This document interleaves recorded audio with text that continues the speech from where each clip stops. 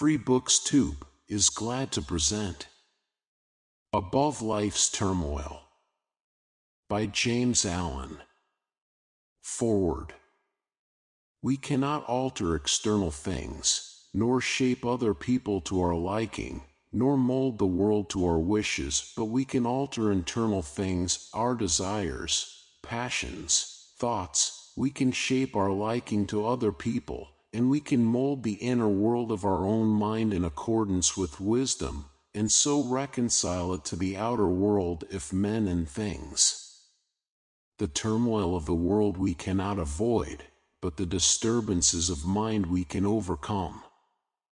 The duties and difficulties of life claim our attention, but we can rise above all anxiety concerning them. Surrounded by noise, we can yet have a quiet mind. Involved in responsibilities, the heart can be at rest. In the midst of strife, we can know the abiding peace. The 20 pieces which comprise this book, unrelated as some of them are in the letter, will be found to be harmonious in the spirit, in that they point the reader towards those heights of self-knowledge and self-conquest which, rising above the turbulence of the world, lift their peaks where the heavenly silence reigns. James Allen. 1. True happiness. To maintain an unchangeable sweetness of disposition, to think only thoughts that are pure and gentle, and to be happy under all circumstances, such blessed conditions and such beauty of character and life should be the aim of all, and particularly so of those who wish to lessen the misery of the world. If anyone has failed to lift himself above ungentleness, impurity, and unhappiness, he is greatly deluded if he imagines he can make the world happier by the propagation of any theory or theology.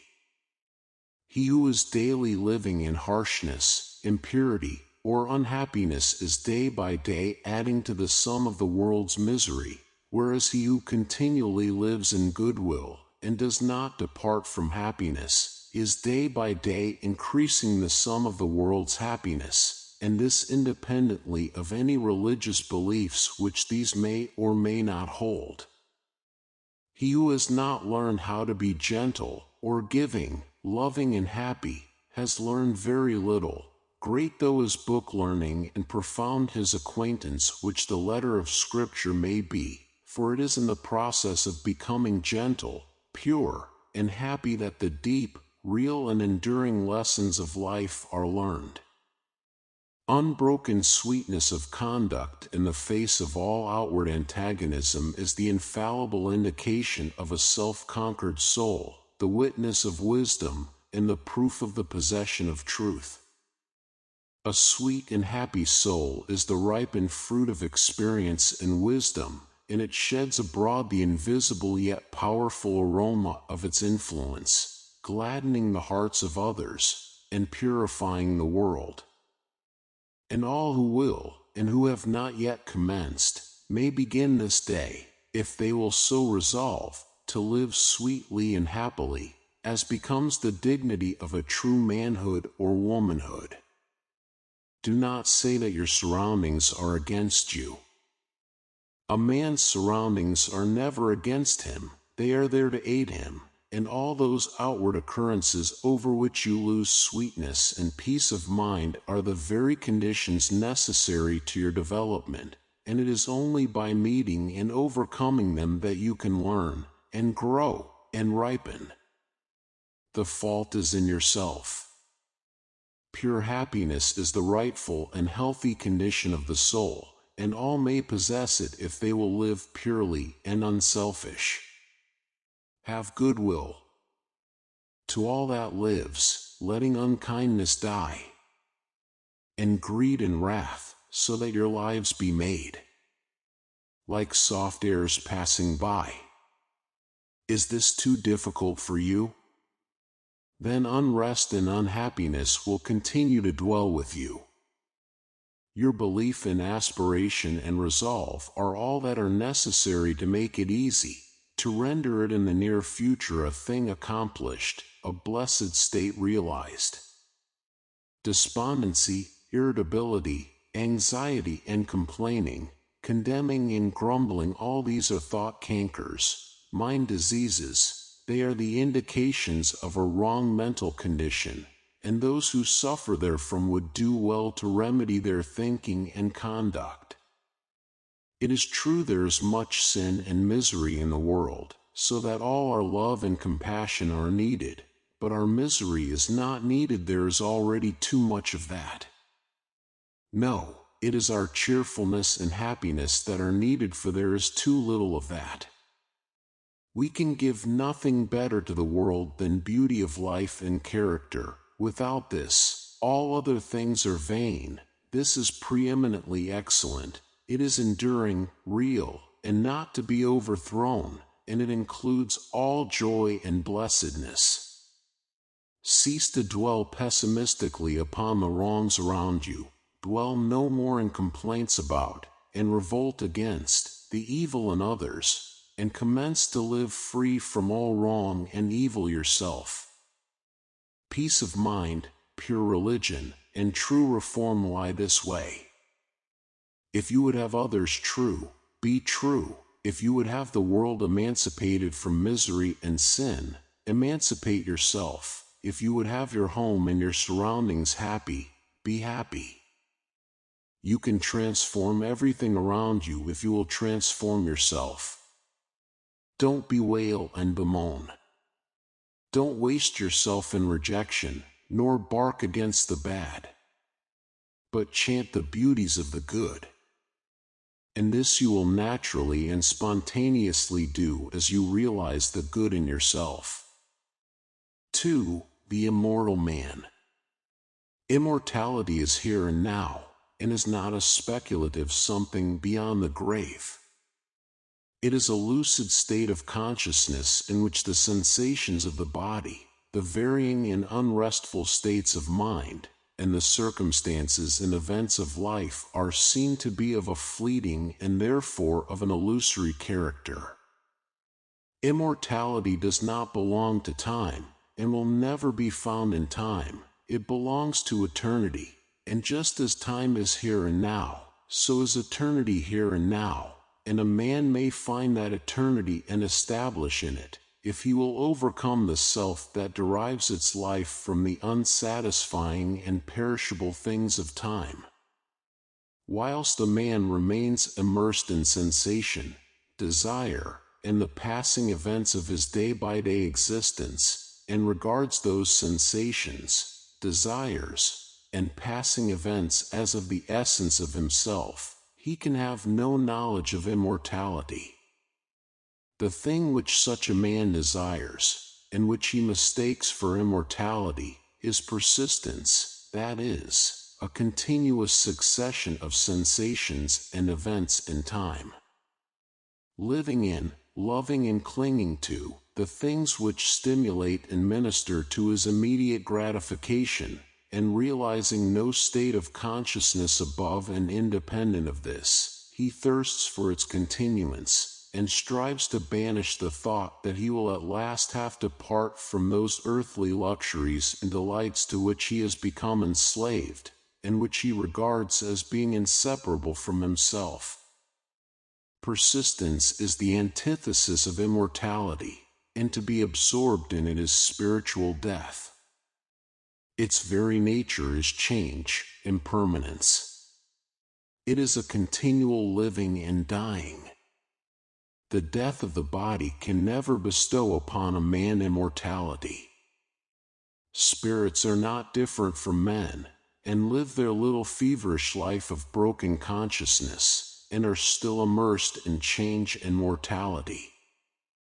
The mortal man, he who thirsts for the persistence of his pleasure-loving personality, is still mortal after death, and only lives another life with a beginning and an end without memory of the past, or knowledge of the future.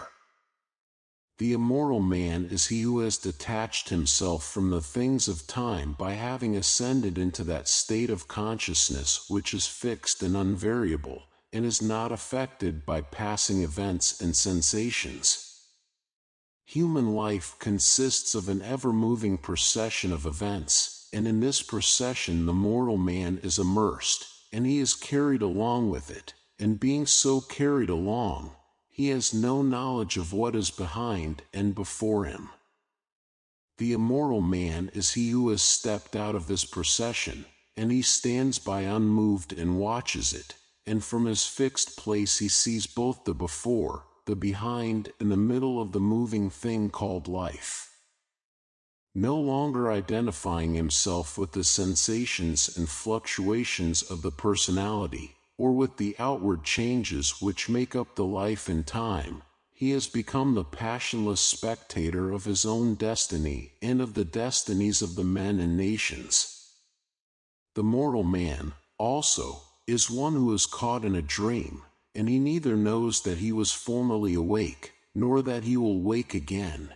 He is a dreamer without knowledge, nothing more. The immortal man is as one who has awakened out of his dream, and he knows that his dream was not an enduring reality, but a passing illusion. He is a man with knowledge, the knowledge of both states, that of persistence, and that of immortality, and is in full possession of himself.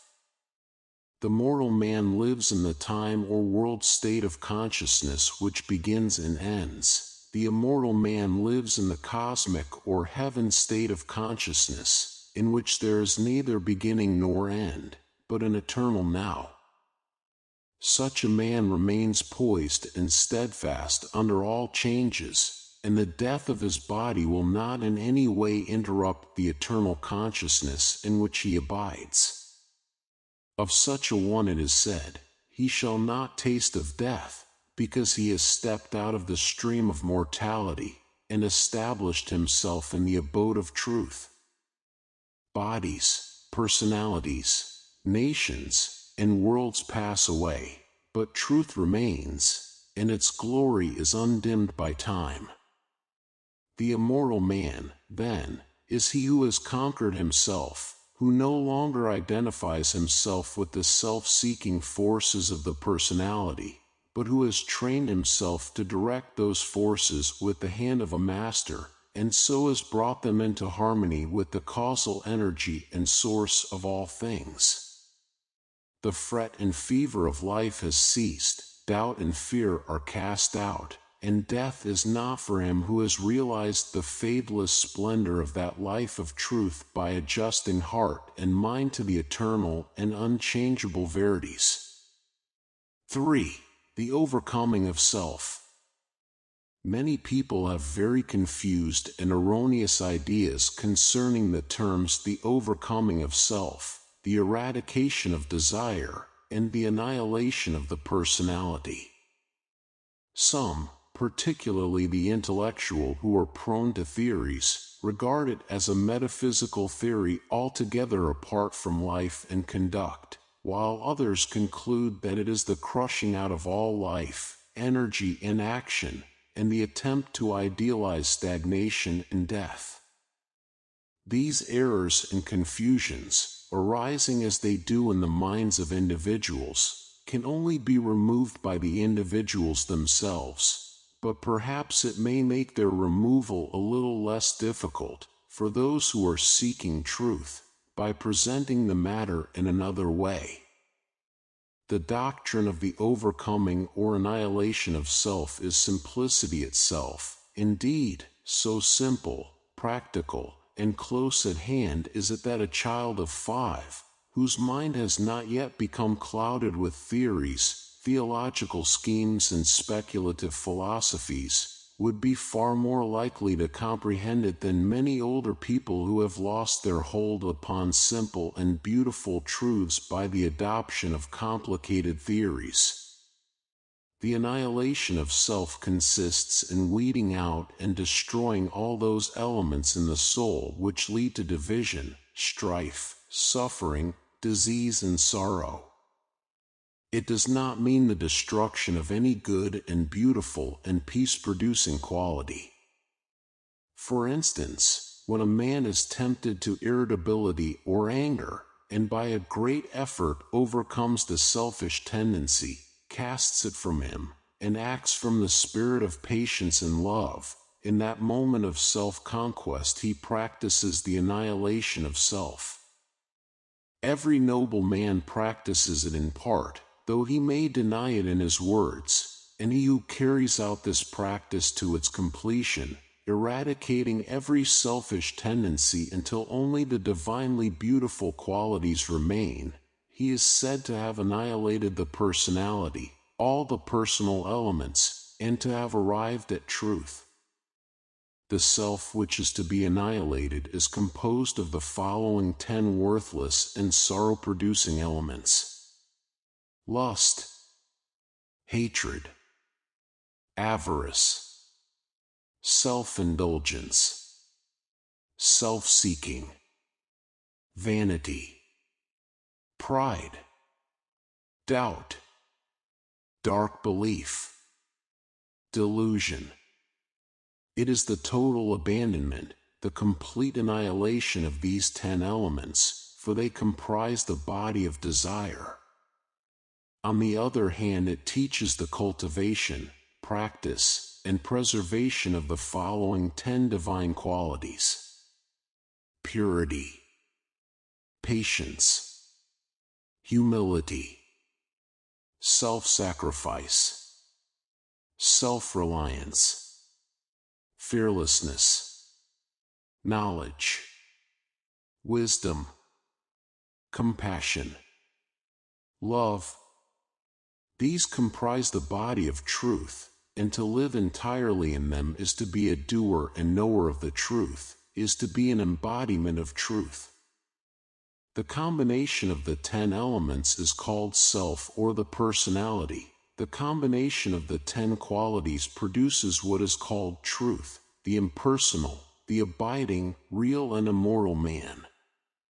It will thus be seen that it is not the destruction of any noble, true, and enduring quality that is taught, but only the destruction of those things that are ignoble, false, and evanescent.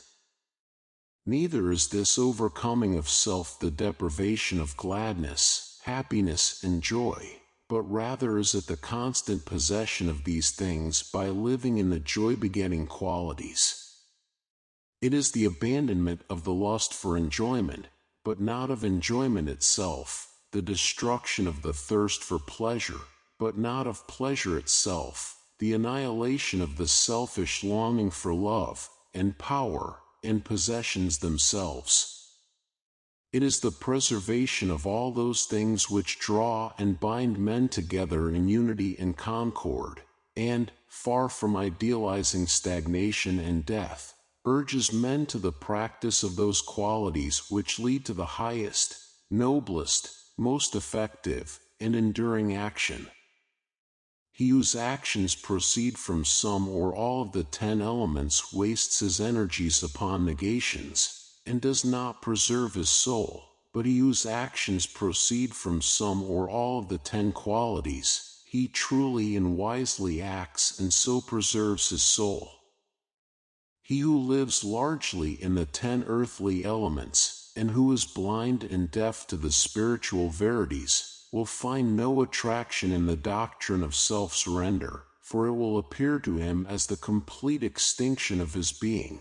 But he who is endeavoring to live in the 10 heavenly qualities will see the glory and beauty of the doctrine, and will know it as the foundation of life eternal. He will also see that when men apprehend and practice it, industry, commerce, government, and every worldly activity will be purified, and action, purpose, and intelligence, instead of being destroyed, will be intensified and enlarged, but freed from strife and pain. 4. The uses of temptation. The soul, in its journey towards perfection, passes through 3 distinct stages. The first is the animal stage, in which the man is content to live, in the gratification of his senses, unawakened to the knowledge of sin, or of his divine inheritance, and altogether unconscious of the spiritual possibilities within himself. The second is the dual stage, in which the mind is continually oscillating between its animal and divine tendencies, having become awakened to the consciousness of both. It is during this stage that temptation plays its part in the progress of the soul. It is a stage of continual fighting, of falling and rising, of sinning and repenting, for the man, still loving, and reluctant to leave the gratifications in which he has so long lived, yet also aspires to the purity and excellence of the spiritual state, and he is continually mortified by an undecided choice. Urged on by the divine life within him, this stage becomes at last one of deep anguish and suffering, and then the soul is ushered into the third stage, that of knowledge, in which the man rises above both sin and temptation, and enters into peace. Temptation, like contentment and sin, is not a lasting condition as the majority of people suppose. It is a passing phase, an experience through which the soul must pass. But as to whether a man will pass through that condition in this present life, and realize holiness and heavenly rest here and now, will depend entirely upon the strength of his intellectual and spiritual exertions, and upon the intensity and ardor with which he searches for truth. Temptation, with all its attendant torments, can be overcome here and now, but it can only be overcome by knowledge. It is a condition of darkness or of semi-darkness. The fully enlightened soul is proof against all temptation. When a man fully understands the source, nature, and meaning of temptation, in that hour he will conquer it, and will rest from his long travail. But whilst he remains in ignorance, attention to religious observances, and much praying and reading of Scripture will fail to bring him peace. If a man goes out to conquer an enemy, knowing nothing of his enemy's strength, tactics, or place of ambush, he will not only ignominiously fail, but will speedily fall into the hands of the enemy. He who would overcome his enemy, the tempter, must discover his stronghold and place of concealment, and must also find out the unguarded gates in his own fortress where his enemy effects so easy an entrance. This necessitates continual meditation, ceaseless watchfulness, and constant and rigid introspection, which lays bare, before the spiritual eyes of the tempted one, the vain and selfish motives of his soul. This is the holy warfare of the saints. It is the fight upon which every soul enters when it awakens out of its long sleep of animal indulgence. Men fail to conquer, and the fight is indefinitely prolonged, because they labor, almost universally, under two delusions: first, that all temptations come from without, and second, that they are tempted because of their goodness. Whilst the man is held in bondage by these two delusions, he will make no progress. When he has shaken them off, he will pass on rapidly from victory to victory, and will taste of spiritual joy and rest. Two searching truths must take the place of these two delusions, and those truths are, first, that all temptation comes from within, and second, that a man is tempted because of the evil that is within him. The idea that God, a devil, evil spirits, or outward objects are the source of temptation must be dispelled. The source and cause of all temptation is in the inward desire, that being purified or eliminated, outward objects and extraneous powers are utterly powerless to move the soul to sin or to temptation. The outward object is merely the occasion of the temptation, never the cause. This is in the desire of the one tempted. If the cause existed in the object, all men would be tempted alike. Temptation could never be overcome, and men would be hopelessly doomed to endless torment.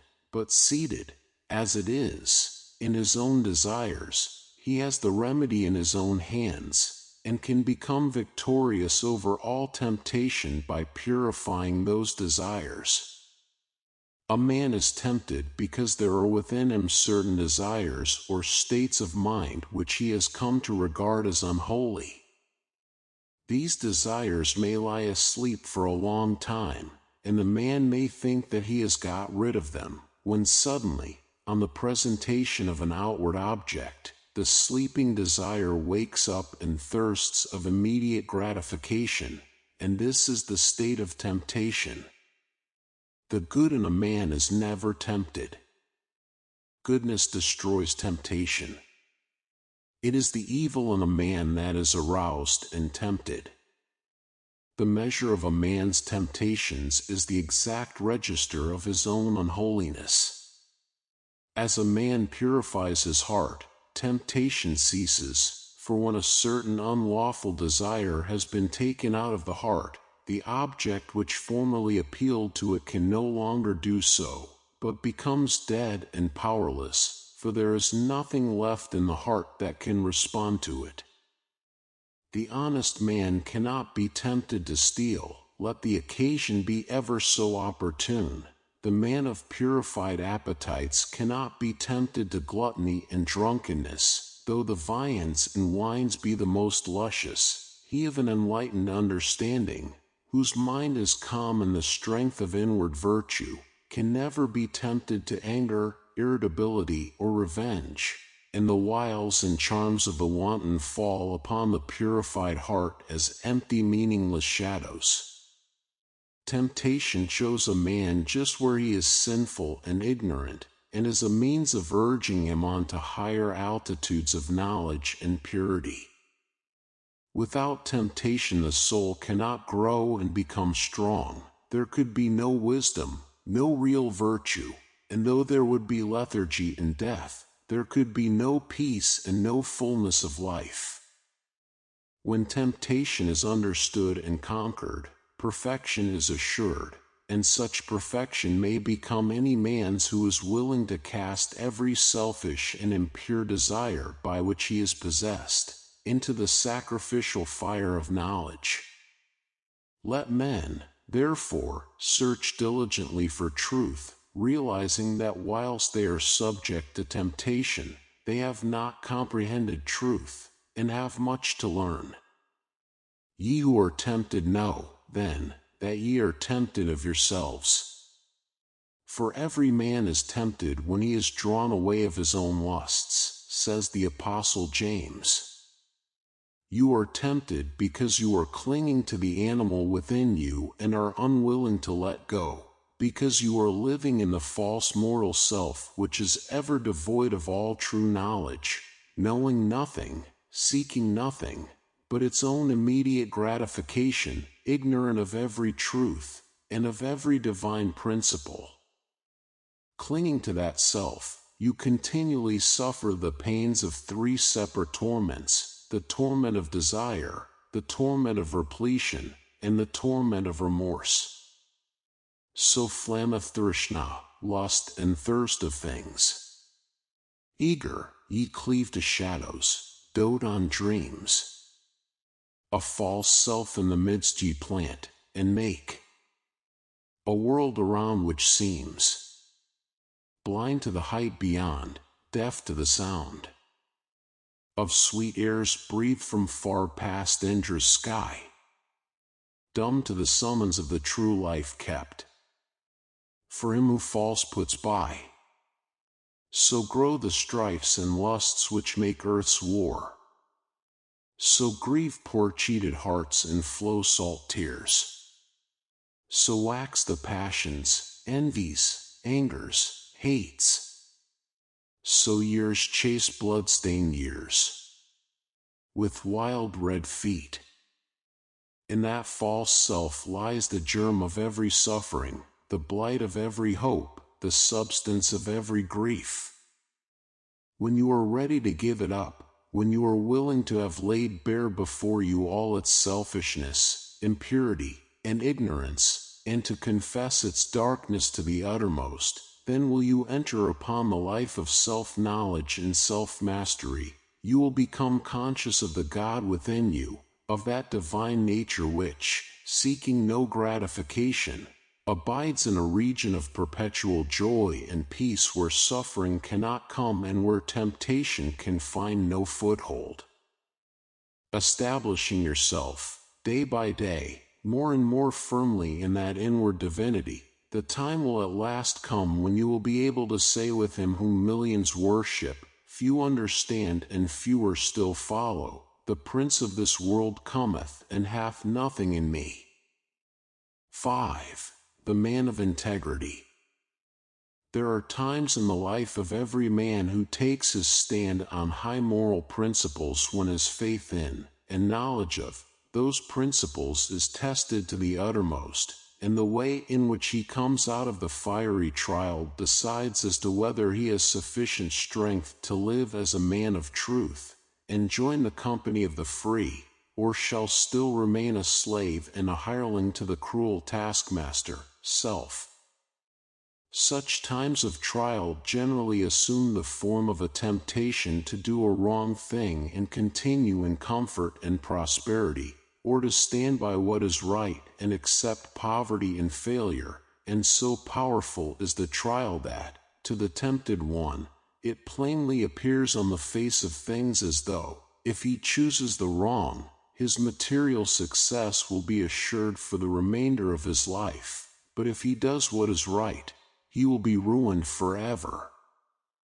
Frequently the man at once quails and gives way before this appalling prospect which the path of righteousness seems to hold out for him, but should he prove sufficiently strong to withstand this onslaught of temptation, then the inward seducer, the spirit of self, assumes the grab of an angel of light, and whispers, "Think of your wife and children, think of those who are dependent upon you. Will you bring them down to disgrace and starvation?"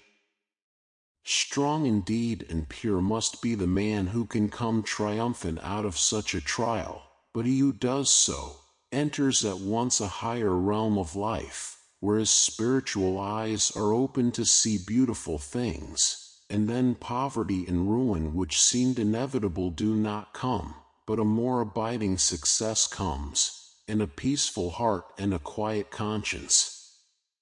But he who fails does not obtain the promised prosperity, and his heart is restless and his conscience troubled. The right doer cannot ultimately fail, the wrongdoer cannot ultimately succeed, for such is the law which moves to righteousness, which none at last can turn aside or stay. And it is because justice is at the heart of things, because the great law is good, that the man of integrity is superior to fear, and failure, and poverty, and shame, and disgrace. As the poet further says of this law, "The heart of its love, the end of it, is peace and consummation sweet obey." The man who, fearing the loss of present pleasures or material comforts, denies the truth within him, can be injured, and robbed, and degraded, and trampled upon, because he has first injured, robbed, and degraded, and trampled upon his own nobler self. But the man of steadfast virtue, of unblemished integrity, cannot be subject to such conditions, because he has denied the craven self within him and has taken refuge in truth. It is not the scourge and the chains which make a man a slave, but the fact that he is a slave. Slander, accusation, and malice cannot affect the righteous man, nor call from him any bitter response, nor does he need to go about to defend himself and prove his innocence.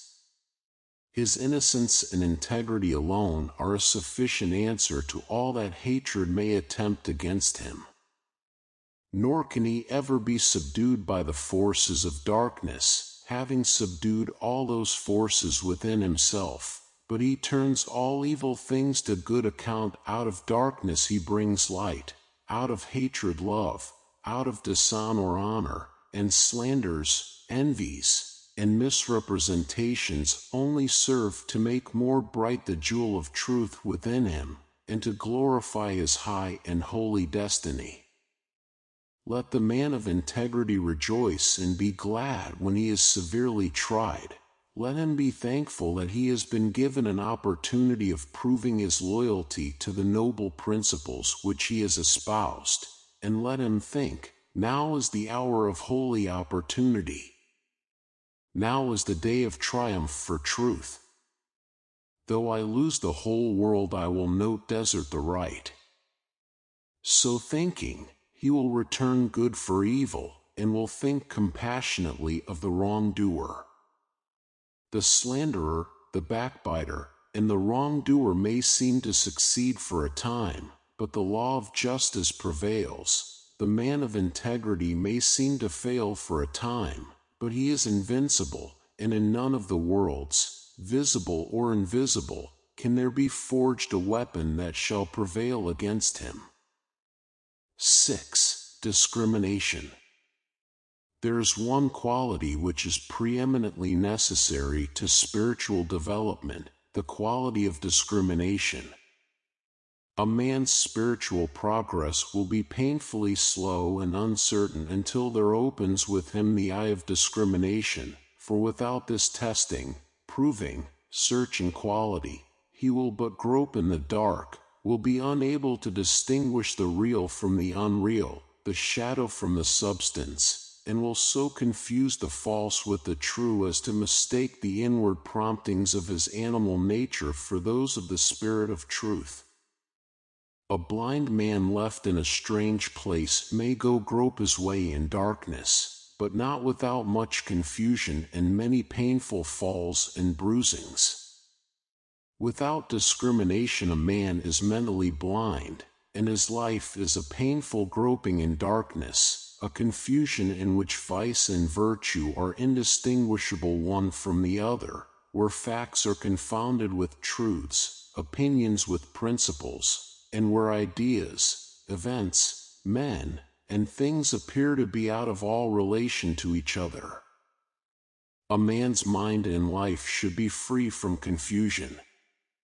He should be prepared to meet every mental, material, and spiritual difficulty, and should not be inextricably caught, as many are, in the meshes of doubt, indecision, and uncertainty when troubles and so-called misfortunes come along. He should be fortified against every emergency that can come against him, but such mental preparedness and strength cannot be attained in any degree without discrimination, and discrimination can only be developed by bringing into play and constantly exercising the analytical faculty.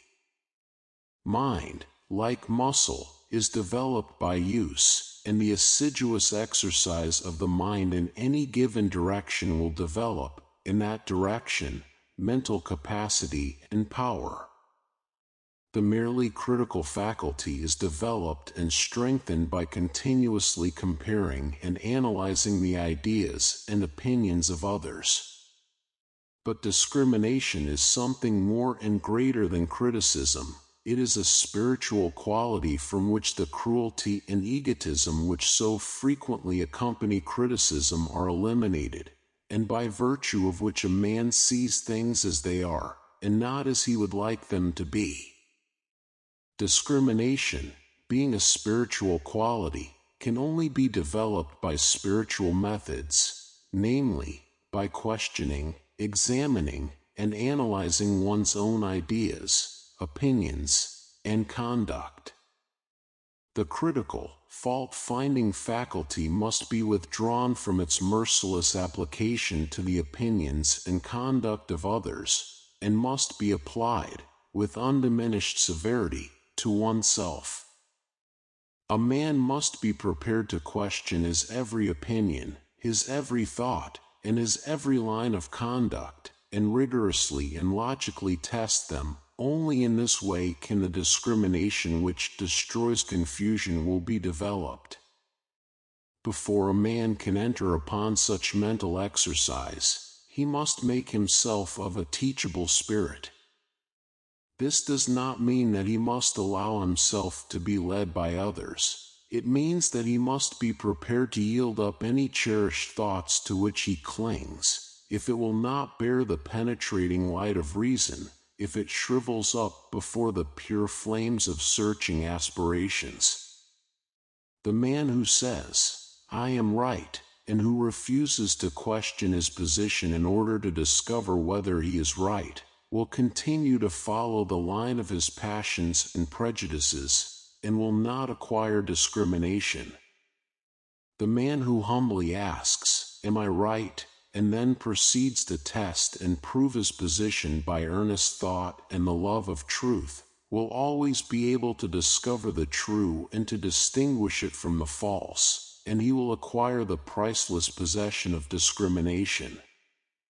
The man who is afraid to think searchingly upon his opinions, and to reason critically upon his position, will have to develop moral courage before he can acquire discrimination. A man must be true to himself, fearless with himself, before he can perceive the pure principles of truth, before he can receive the all-revealing light of truth. The more truth is inquired of, the brighter it shines. It cannot suffer under examination and analysis. The more error is questioned, the darker it grows. It cannot survive the entrance of pure and searching thought. To prove all things is to find the good and throw the evil. He who reasons and meditates learns to discriminate. He who discriminates discovers the eternally true. Confusion, suffering, and spiritual darkness follow the thoughtless. Harmony, blessedness, and the light of truth attend upon the thoughtful. Passion and prejudice are blind, and cannot discriminate. They are still crucifying the Christ and releasing Barabbas. 7. Belief, the basis of action. Belief is an important word in the teachings of the wise, and it figures prominently in all religions. According to Jesus, a certain kind of belief is necessary to salvation or regeneration, and Buddha definitely taught that right belief is the first and most essential step in the way of truth, as without right belief there cannot be right conduct, and he who has not learned how to rightly govern and conduct himself has not yet comprehended the simplest rudiments of truth.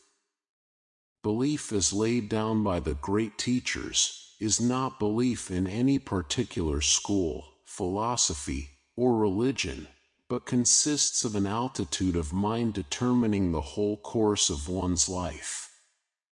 Belief and conduct are, therefore, inseparable, for the one determines the other. Belief is the basis of all action, and, this being so, the belief which dominates the hearts or mind is shown in the life.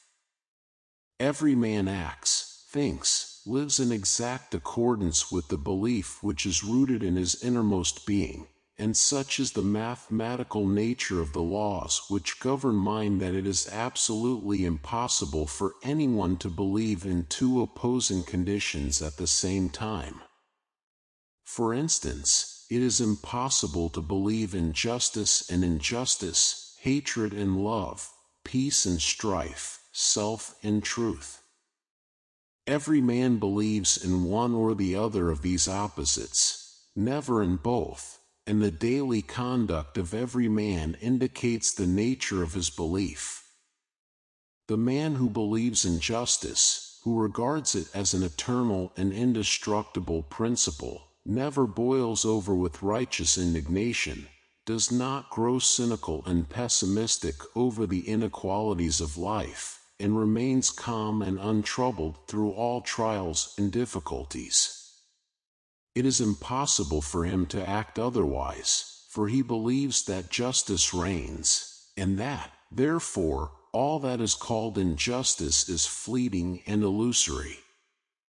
The man who is continually getting enraged over the injustice of his fellow men, who talks about himself being badly treated, or who mourns over the lack of justice in the world around him, shows by his conduct, his attitude of mind, that he believes in injustice. However he may protest to the contrary, in his inmost heart he believes that confusion and chaos are dominant in the universe, the result being that he dwells in misery and unrest, and his conduct is faulty. Again, he who believes in love, in its stability and power, practices it under all circumstances, never deviates from it, and bestows it alike upon enemies as upon friends. He who slanders and condemns, who speaks disparagingly of others, or regards them with contempt, believes not in love, but hatred. All his actions prove it, even though with tongue or pen he may eulogize love. The believer in peace is known by his peaceful conduct. It is impossible for him to engage in strife.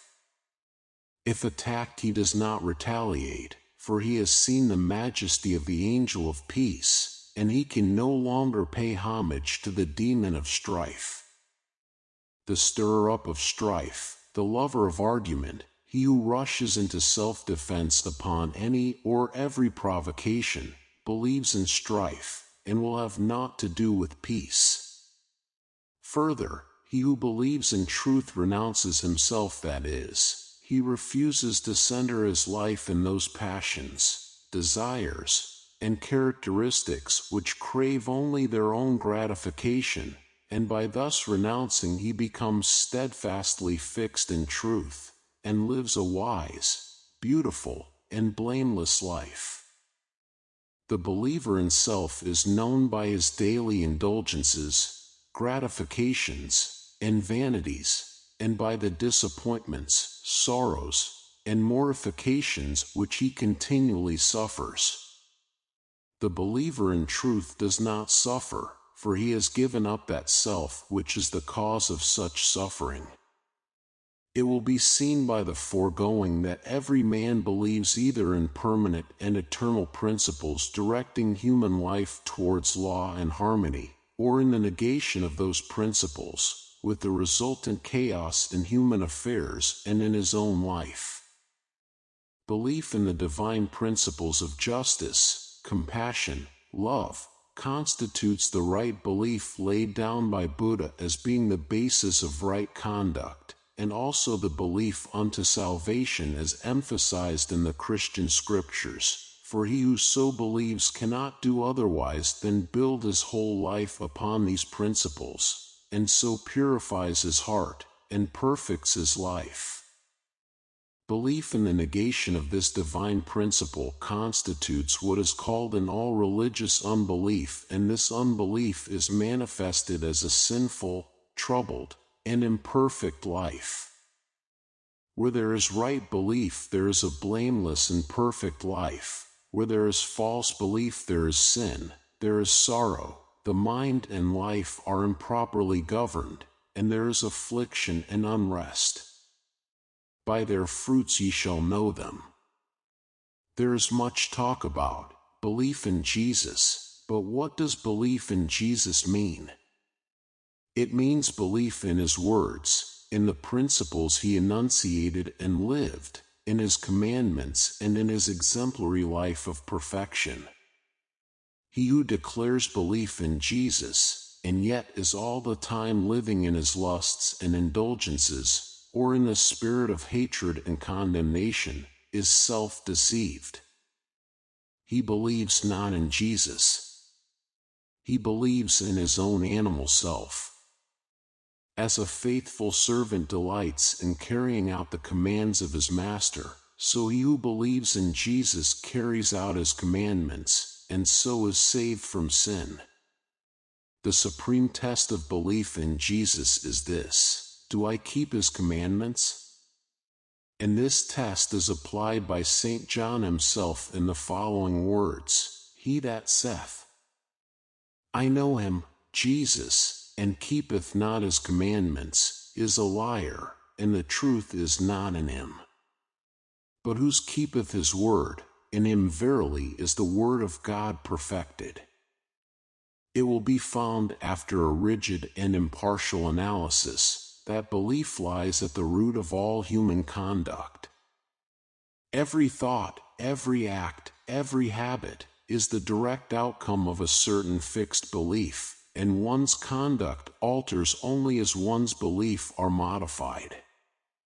What we cling to, in that we believe; what we practice, in that we believe.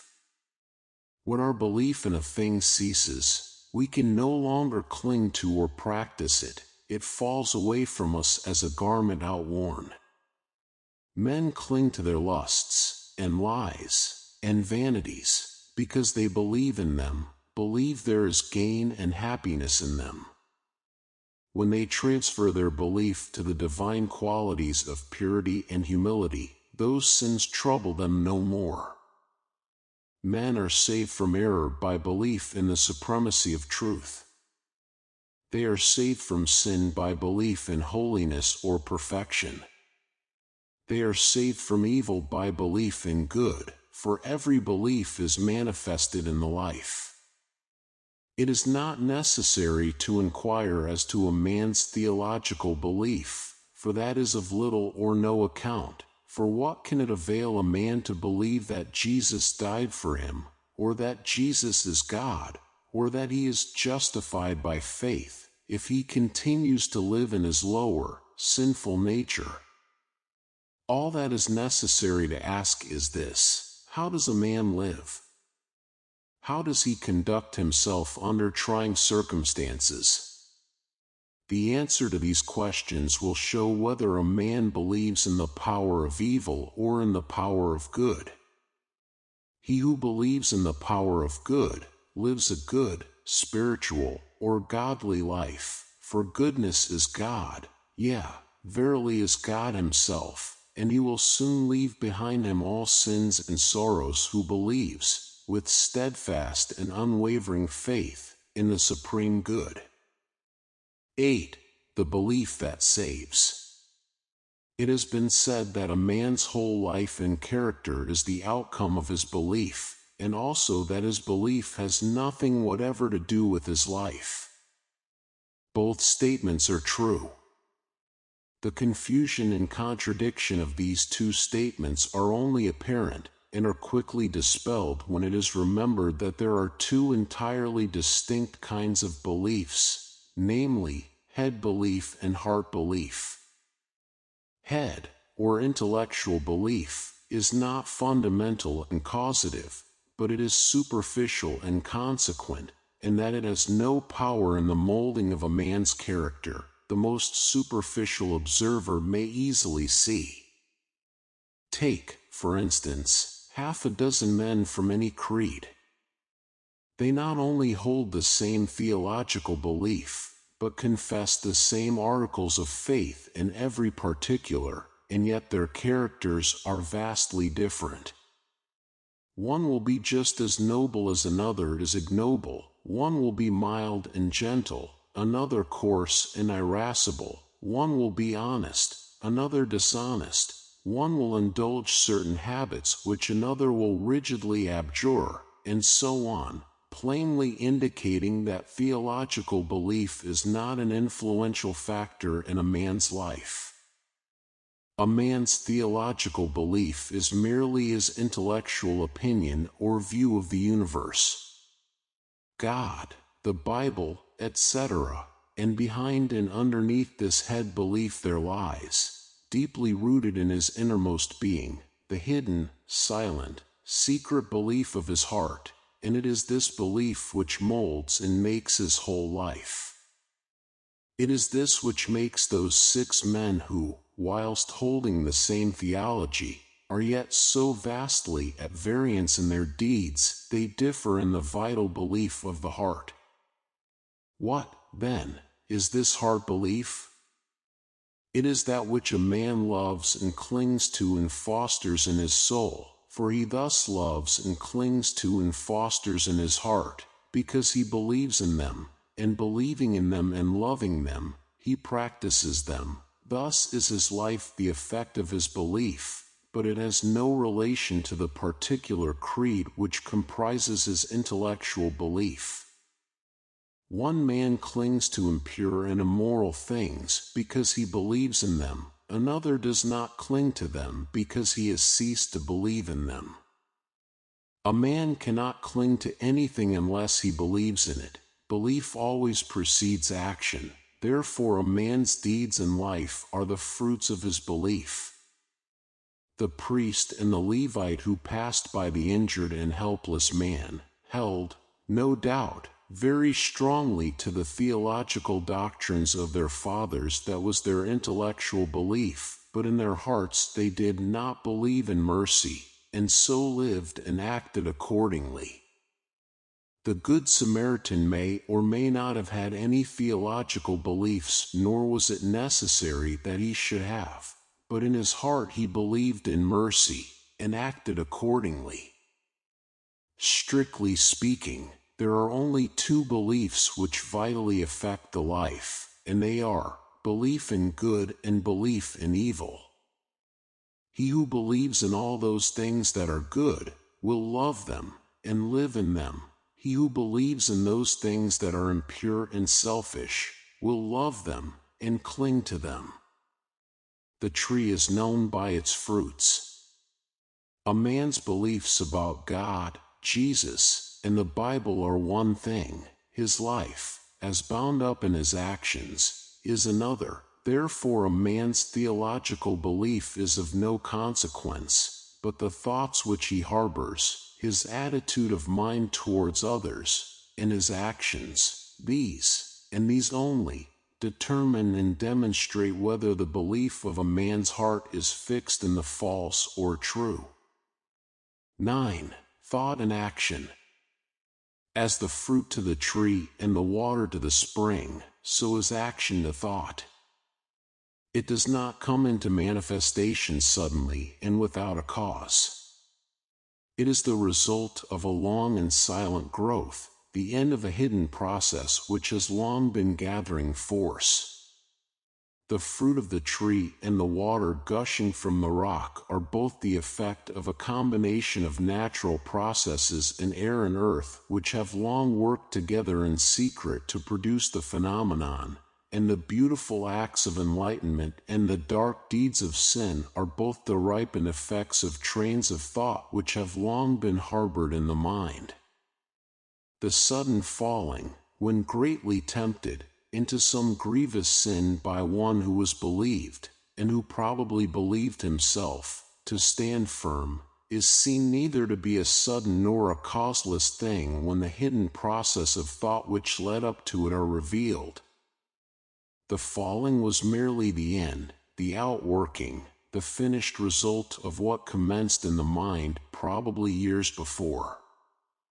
The man had allowed a wrong thought to enter his mind, and a second and a third time he had welcomed it, and allowed it to nestle in his heart. Gradually he became accustomed to it, and cherished, and fondled, and tended it, and so it grew, until at last it attained such strength and force that it attracted to itself the opportunity which enabled it to burst forth and ripen into act. As falls the stately building whose foundations have been gradually undermined by the action of water, so at last falls the strong man who allows corrupt thoughts to creep into his mind and secretly undermine his character. When it is seen that all sin and temptation are the natural outcome of the thoughts of the individual, the way to overcome sin and temptation becomes plain, and its achievement a near possibility, and, sooner or later, a certain reality. For if a man will admit, cherish, and brood upon thoughts that are pure and good, those thoughts, just as surely as the impure, will grow and gather force, and will at last attract to themselves the opportunities which will enable them to ripen into act. There is nothing hidden that shall not be revealed, and every thought that is harbored in the mind must, by virtue of the impelling force which is inherent in the universe, at last blossom into act good or bad according to its nature. The divine teacher and the sensualist are both the product of their own thoughts, and have become what they are as the result of the seeds of thought which they have implanted, are allowed to fall into the garden of the heart, and have afterwards watered, tended, and cultivated. Let no man think he can overcome sin and temptation by wrestling with opportunity. He can only overcome them by purifying his thoughts, and if he will, day by day, in the silence of his soul, and in the performance of his duties, strenuously overcome all erroneous inclination, and put in its place thoughts that are true and that will endure the light, opportunity to do evil will give place to opportunity for accomplishing good, for a man can only attract that to him which is in harmony with his nature, and no temptation can gravitate to a man unless there is that in his heart which is capable of responding to it. Guard well your thoughts, reader, for what you really are in your secret thoughts today, be it good or evil, you will, sooner or later, become an actual deed. He who unwaringly guards the portals of his mind against the intrusion of sinful thoughts, and occupies himself with loving thoughts, with pure, strong, and beautiful thoughts, will, when the season of their ripening comes, bring forth the fruits of gentle and holy deeds, and no temptation that can come against him shall find him unarmed or unprepared. 10. Your mental attitude. As a being of thought, your dominant mental attitude will determine your condition in life. It will also be the gauge of your knowledge and the measures of your attainment. The so-called limitations of your nature are the boundary lines of your thoughts. They are self-erected fences, and can be drawn to a narrower circle, extended to a wider, or be allowed to remain. You are the thinker of your thoughts, and as such you are the maker of yourself and condition. Thought is causal and creative, and appears in your character and life in the form of results. There are no accidents in your life. Both its harmonies and antagonisms are the responsive echoes of your thoughts. A man thinks, and his life appears. If your dominant mental attitude is peaceable and lovable, bliss and blessedness will follow you. If it be resistant and hateful, trouble and distress will cloud your pathway. Out of ill will come grief and disaster, out of good will, healing and reparation. You imagine your circumstances as being separate from yourself, but they are intimately related to your thought world. Nothing appears without an adequate cause. Everything that happens is just. Nothing is fated, everything is formed. As you think, you travel. As you love, you attract. You are today where your thoughts have brought you. You will be tomorrow where your thoughts take you. You cannot escape the result of your thoughts, but you can endure and learn, can accept and be glad. You will always come to the place where your love, your most abiding and intense thought, can receive its measure of gratification. If your love be base, you will come to a base place. If it be beautiful, you will come to a beautiful place. You can alter your thoughts, and so alter your condition. Strive to perceive the vastness and grandeur of your responsibility. You are powerful, not powerless. You are as powerful to obey as you are to disobey, as strong to be pure as to be impure, as ready for wisdom as for ignorance. You can learn what you will, can remain as ignorant as you choose. If you love knowledge, you will obtain it. If you love wisdom, you will secure it. If you love purity, you will realize it. All things await your acceptance, and you choose by the thoughts which you entertain. A man remains ignorant because he loves ignorance, and chooses ignorant thoughts. a man becomes wise because he loves wisdom and chooses wise thoughts. No man is hindered by another, he is only hindered by himself. No man suffers because of another, he suffers only because of himself. By the noble gateway of pure thought you can enter the highest heaven. By the ignoble doorway of impure thought you can descend into the lowest hell. Your mental attitude towards others will faithfully react upon yourself, and will manifest itself in every relation of your life. Every impure and selfish thought that you send out comes back to you in your circumstances in some form of suffering. Every pure and unselfish thought returns to you in some form of blessedness. Your circumstances are effects of which the cause is inward and invisible. As the father-mother of your thoughts, you are the maker of your state and condition. When you know yourself, you will perceive that every event in your life is weighed in the faultless balance of equity. When you understand the law within your mind, you will cease to regard yourself as the impotent and blind tool of circumstances, and will become the strong and seeing master. 11. Sowing and Reaping. Go into the fields and country lanes in the springtime, and you will see farmers and gardeners busy sowing seeds in the newly prepared soil. If you were to ask any one of those gardeners or farmers what kind of produce he expected from the seed he was sowing, he would doubtless regard you as foolish, and would tell you that he does not expect at all, that it is a matter of common knowledge that his produce will be of the kind which he is sowing, and that he is sowing wheat, or barley, or turnips, as the case may be, in order to reproduce that particular kind. Every fact and process in nature contains a moral lesson for the wise man. There is no law in the world of nature around us which is not to be found operating with the same mathematical certainty in the mind of man and in human life. All the parables of Jesus are illustrative of this truth, and are drawn from the simple facts of nature. There is a process of seed sowing in the mind and life, a spiritual sowing which leads to a harvest according to the kind of seed sown. Thoughts, words, and acts are seeds sown, and, by the inviolable law of things, they produce after their kind. The man who thinks hateful thoughts brings hatred upon himself.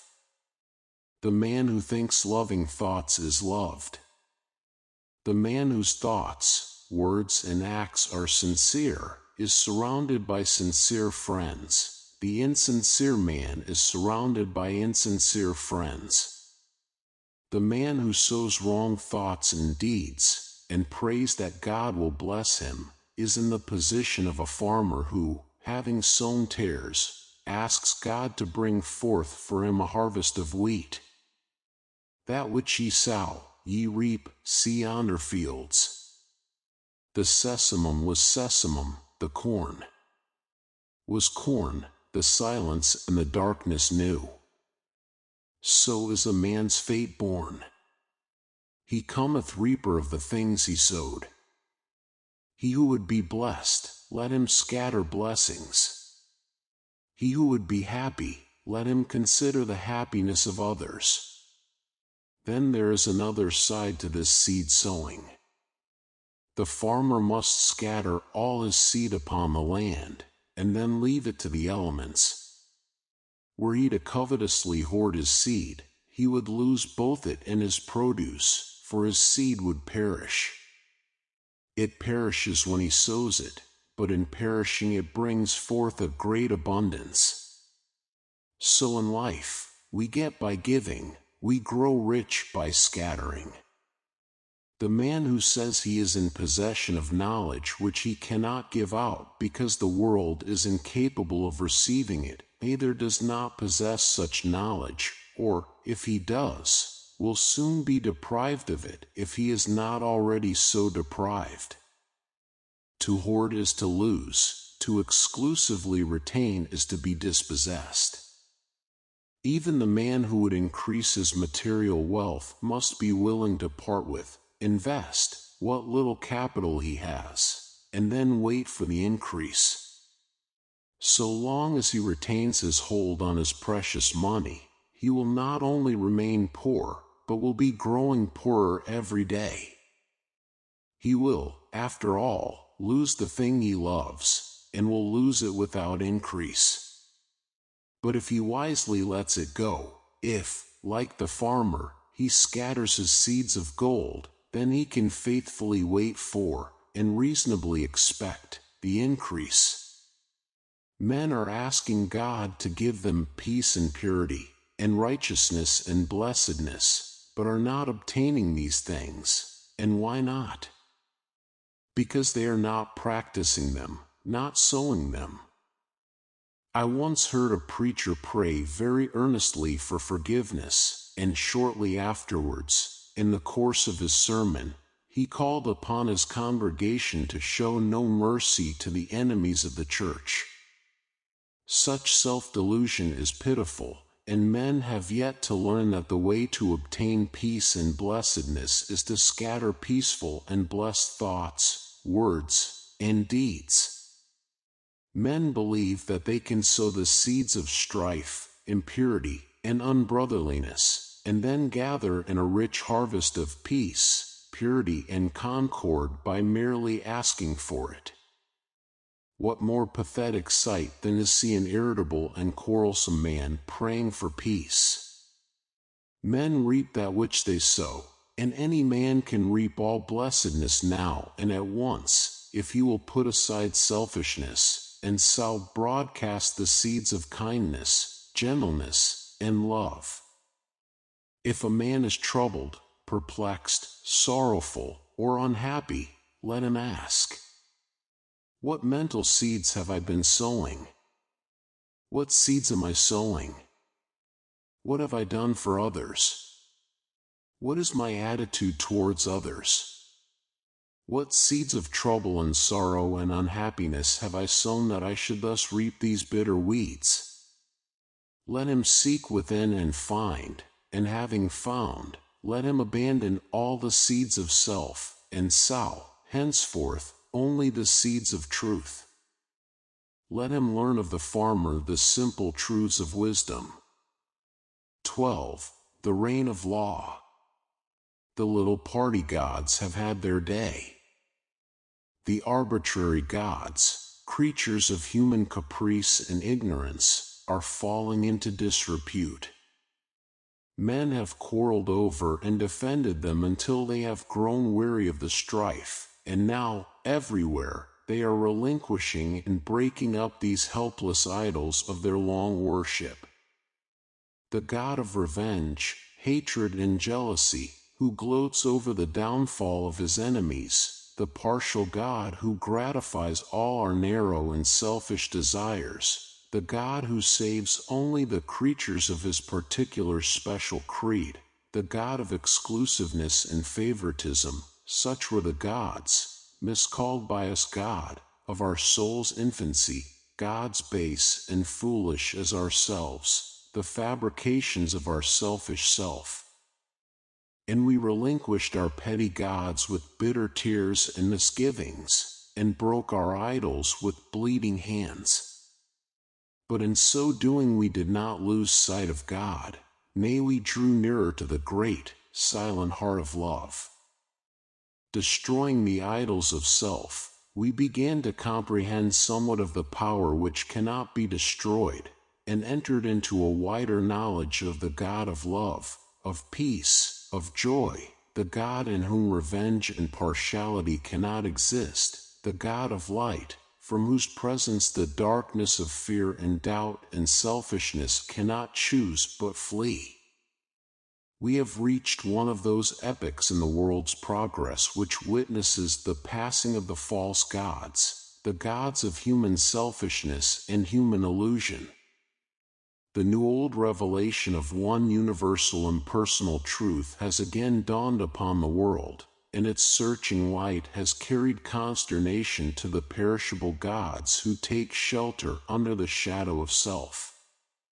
Men have lost faith in a God who can be cajoled, who rules arbitrarily and capriciously, subverting the whole order of things to gratify the wishes of his worshippers, and are turning, with a new light in their eyes and a new joy in their hearts, to the God of law.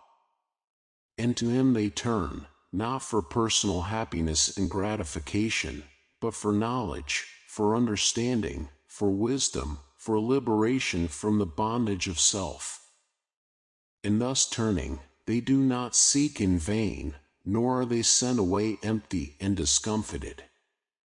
They find within themselves the reign of law, that every thought, every impulse, every act and word brings about a result in exact accordance with its own nature, that thoughts of love bring about beautiful and blissful conditions, that hateful thoughts bring about distorted and painful conditions, that thoughts and acts good and evil are weighed in the faultless balance of the supreme law, and receive their equal measure of blessedness on the one hand, and misery on the other.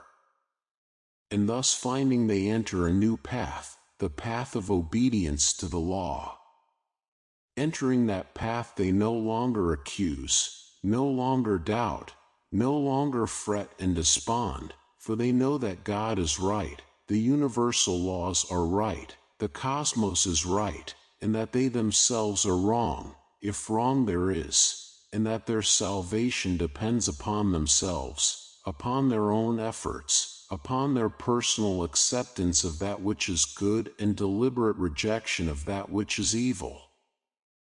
No longer merely hearers, they become doers of the word, and they acquire knowledge, they receive understanding, they grow in wisdom, and they enter into the glorious life of liberation from the bondage of self. The law of the Lord is perfect, enlightening the eyes. Imperfection lies in man's ignorance, in man's blind folly. Perfection, which is knowledge of the perfect law, is ready for all who earnestly seek it. It belongs to the order of things. It is yours and mine now if we will only put self-seeking on one side, and adopt the life of self-obliteration. The knowledge of truth, with its unspeakable joy, its calmness and quiet strength, is not for those who persist in clinging to their rights, defending their interests, and fighting for their opinions, whose works are imbued with the personal I, and who build upon the shifting sands of selfishness and egotism. It is for those who renounce these causes of strife, these sources of pain and sorrow, and they are, indeed, children of truth, disciples of the Master, worshippers of the Most High.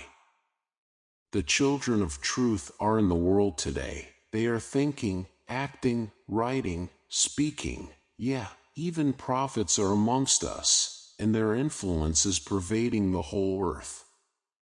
An undercurrent of holy joy is gathering force in the world, so that men and women are moved with new aspirations and hopes, and even those who neither see nor hear, feel within themselves strange yearnings after a better and fuller life.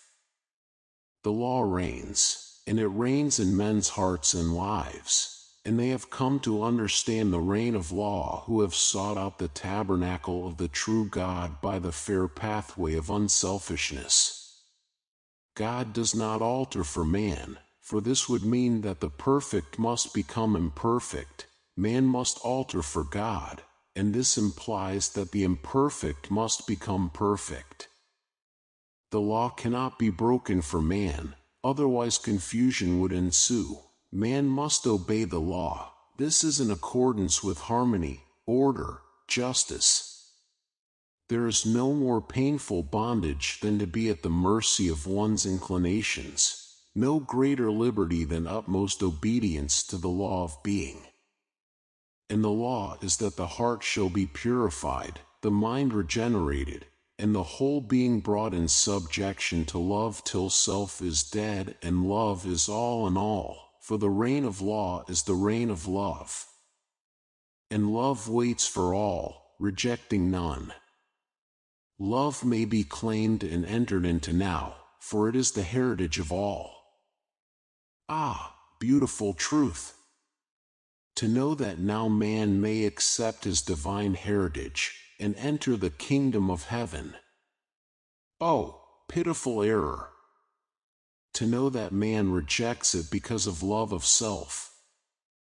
Obedience to the law means the destruction of sin and self, and the realization of unclouded joy and undying peace.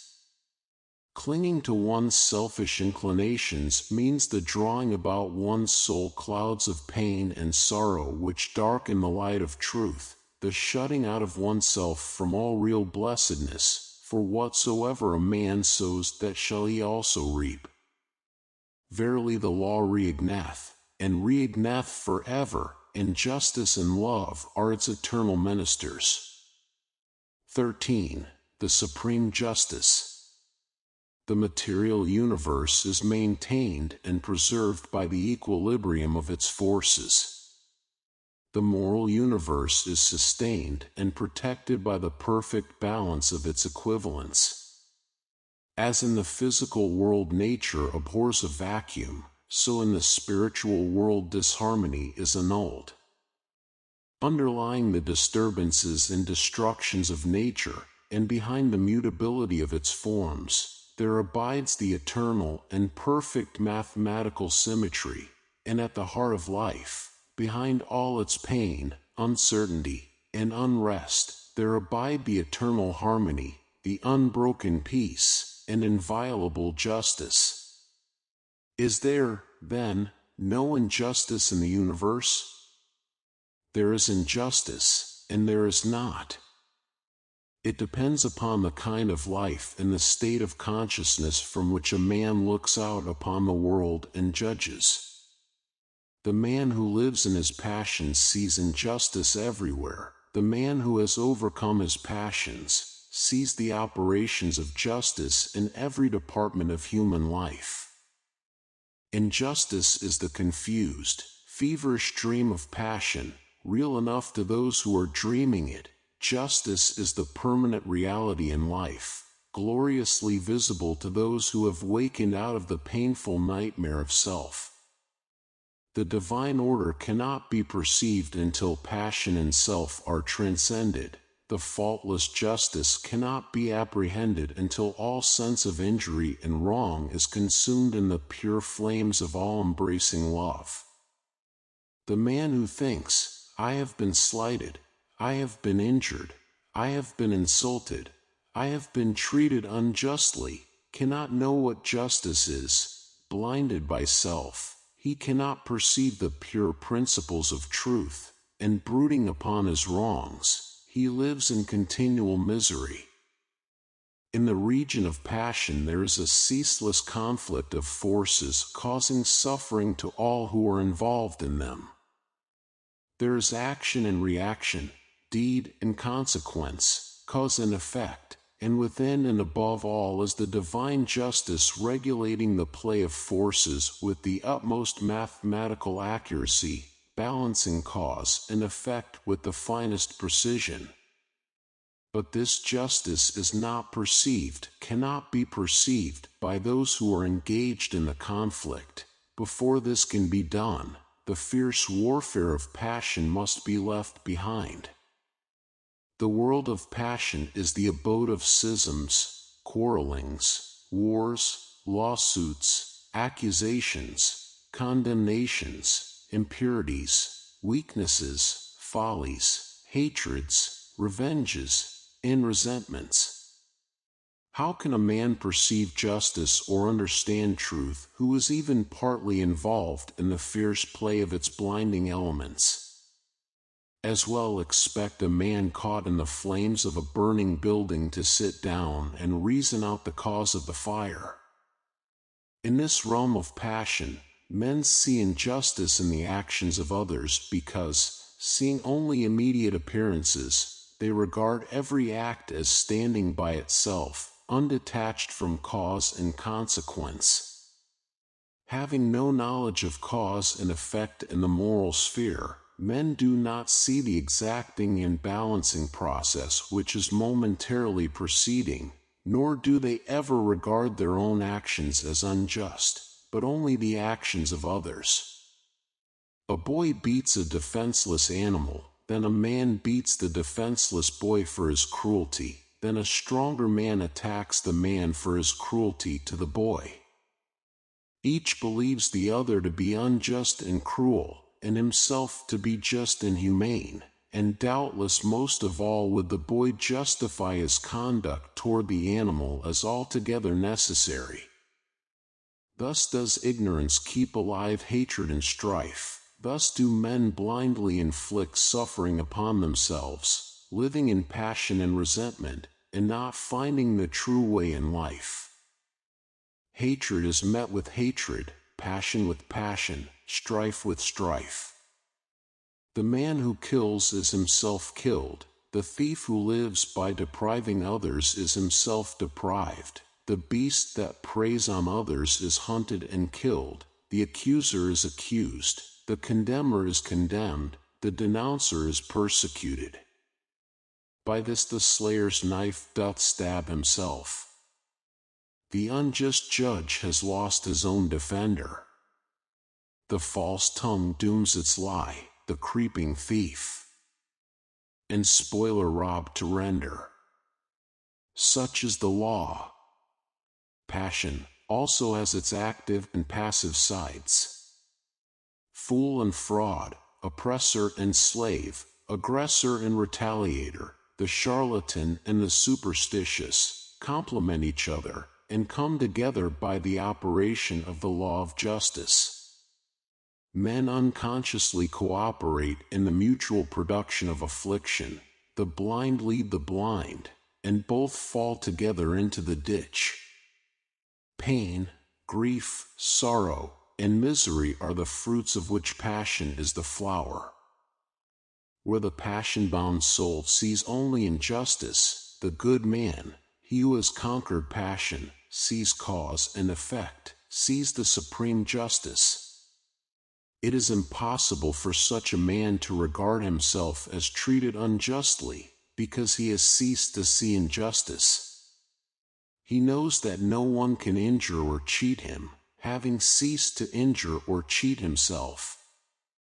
However passionately or ignorantly men may act towards him, it cannot possibly cause him any pain, for he knows that whatever comes to him, it may be abuse and persecution, can only come as the effect of what he himself has formerly sent out. He therefore regards all things as good, rejoices in all things, loves his enemies and blesses them that curse him, regarding them as the blind but beneficent instruments by which he is enabled to pay his moral debts to the great law. The good man, having put away all resentment, retaliation, self-seeking, and egotism, has arrived at a state of equilibrium and has thereby become identified with the eternal and universal equilibrium. Having lifted himself above the blind forces of passion, he understands those forces, contemplates them with a calm penetrating insight, like the solitary dweller upon a mountain who looks down upon the conflict of the storms beneath his feet. For him, injustice has ceased, and he sees ignorance and suffering on the one hand and enlightenment and bliss on the other. He sees that not only do the fool and the slave need his sympathy, but that the fraud and the oppressor are equally in need of it, and so his compassion is extended towards all. The supreme justice and the supreme love are one. Cause and effect cannot be avoided, consequences cannot be escaped. While a man is given to hatred, resentment, anger, and condemnation, he is subject to injustice as the dreamer to his dream, and cannot do otherwise than see injustice. But he who has overcome those fiery and binding elements, knows that unerring justice presides over all, that in reality there is no such thing as injustice in the whole of the universe. 14. The use of reason. We have heard it said that reason is a blind guide, and that it draws men away from truth rather than leads them to it. If this were true, it were better to remain, or to become, unreasonable, and to persuade others so to do. We have found, however, that the diligent cultivation of the divine faculty of reason brings about calmness and mental poise, and enables one to meet cheerfully the problems and difficulties of life. It is true there is a higher light than reason, even that of the Spirit of truth itself, but without the aid of reason, truth cannot be apprehended. They who refuse to trim the lamp of reason will never, whilst they so refuse, perceive the light of truth, for the light of reason is a reflection of that light.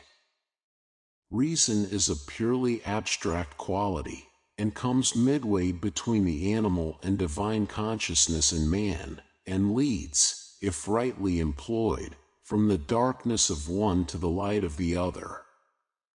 It is true that reason may be enlisted in the service of the lower, self-seeking nature, but this is only a result of its partial and imperfect exercise. A fuller development of reason leads away from the selfish nature, and ultimately allies the soul with the highest, the divine. That spiritual Percival who, searching for the holy grail of the perfect life, is again and again left alone and wearying in a land of sand and thorns, is not so stranded because he has followed reason, but because he is still clinging to, and is reluctant to leave, some remnants of his lower nature. He who will use the light of reason as a torch to search for truth will not be left at last in comfortless darkness. Come, now, and let us reason together, saith the Lord. Though your sins be as scarlet, they shall be as white as snow. Many men and women pass through untold sufferings, and at last die in their sins, because they refuse to reason, because they cling to those dark delusions which even a faint glimmer of the light of reason would dispel, and all must use their reason freely, fully, and faithfully, who would exchange the scarlet robe of sin and suffering for the white garment of blamelessness and peace. It is because we have proved and know these truths that we exhort men to tread the middle road, whose course bright reason traces, and soft quiet smooths. For reason leads away from passion and selfishness into the quiet ways of sweet persuasion and gentle forgiveness, and he will never be led astray, nor will he follow blind guides, who faithfully adheres to the apostolic injunction, prove all things, and hold fast that which is good. They, therefore, who despise the light of reason, despise the light of truth. Large numbers of people are possessed of the strange delusion that reason is somehow intimately connected with the denial of the existence of God. This is probably due to the fact that those who try to prove that there is no God usually profess to take their stand upon reason, while those who try to prove the reverse generally profess to take their stand on faith. Such argumentative combatants, however, are frequently governed more by prejudice than either reason or faith, their object being not to find truth, but to defend and confirm a preconceived opinion.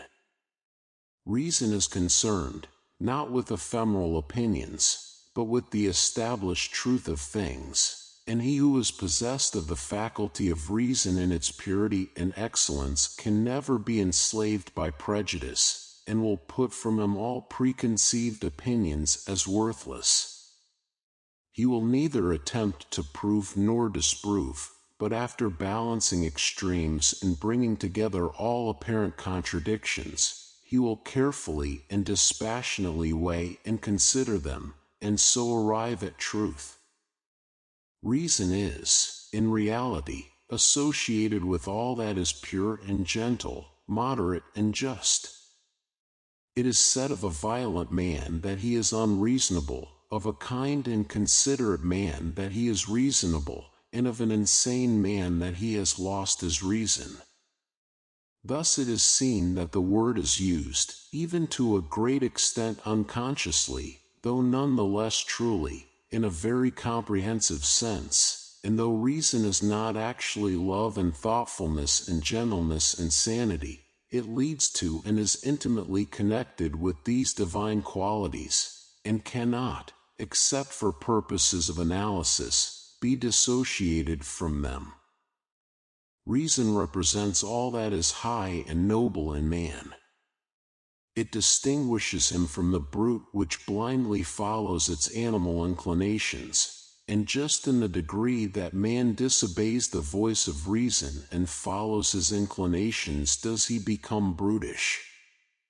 As Milton says, reason in man obscured, or not obeyed.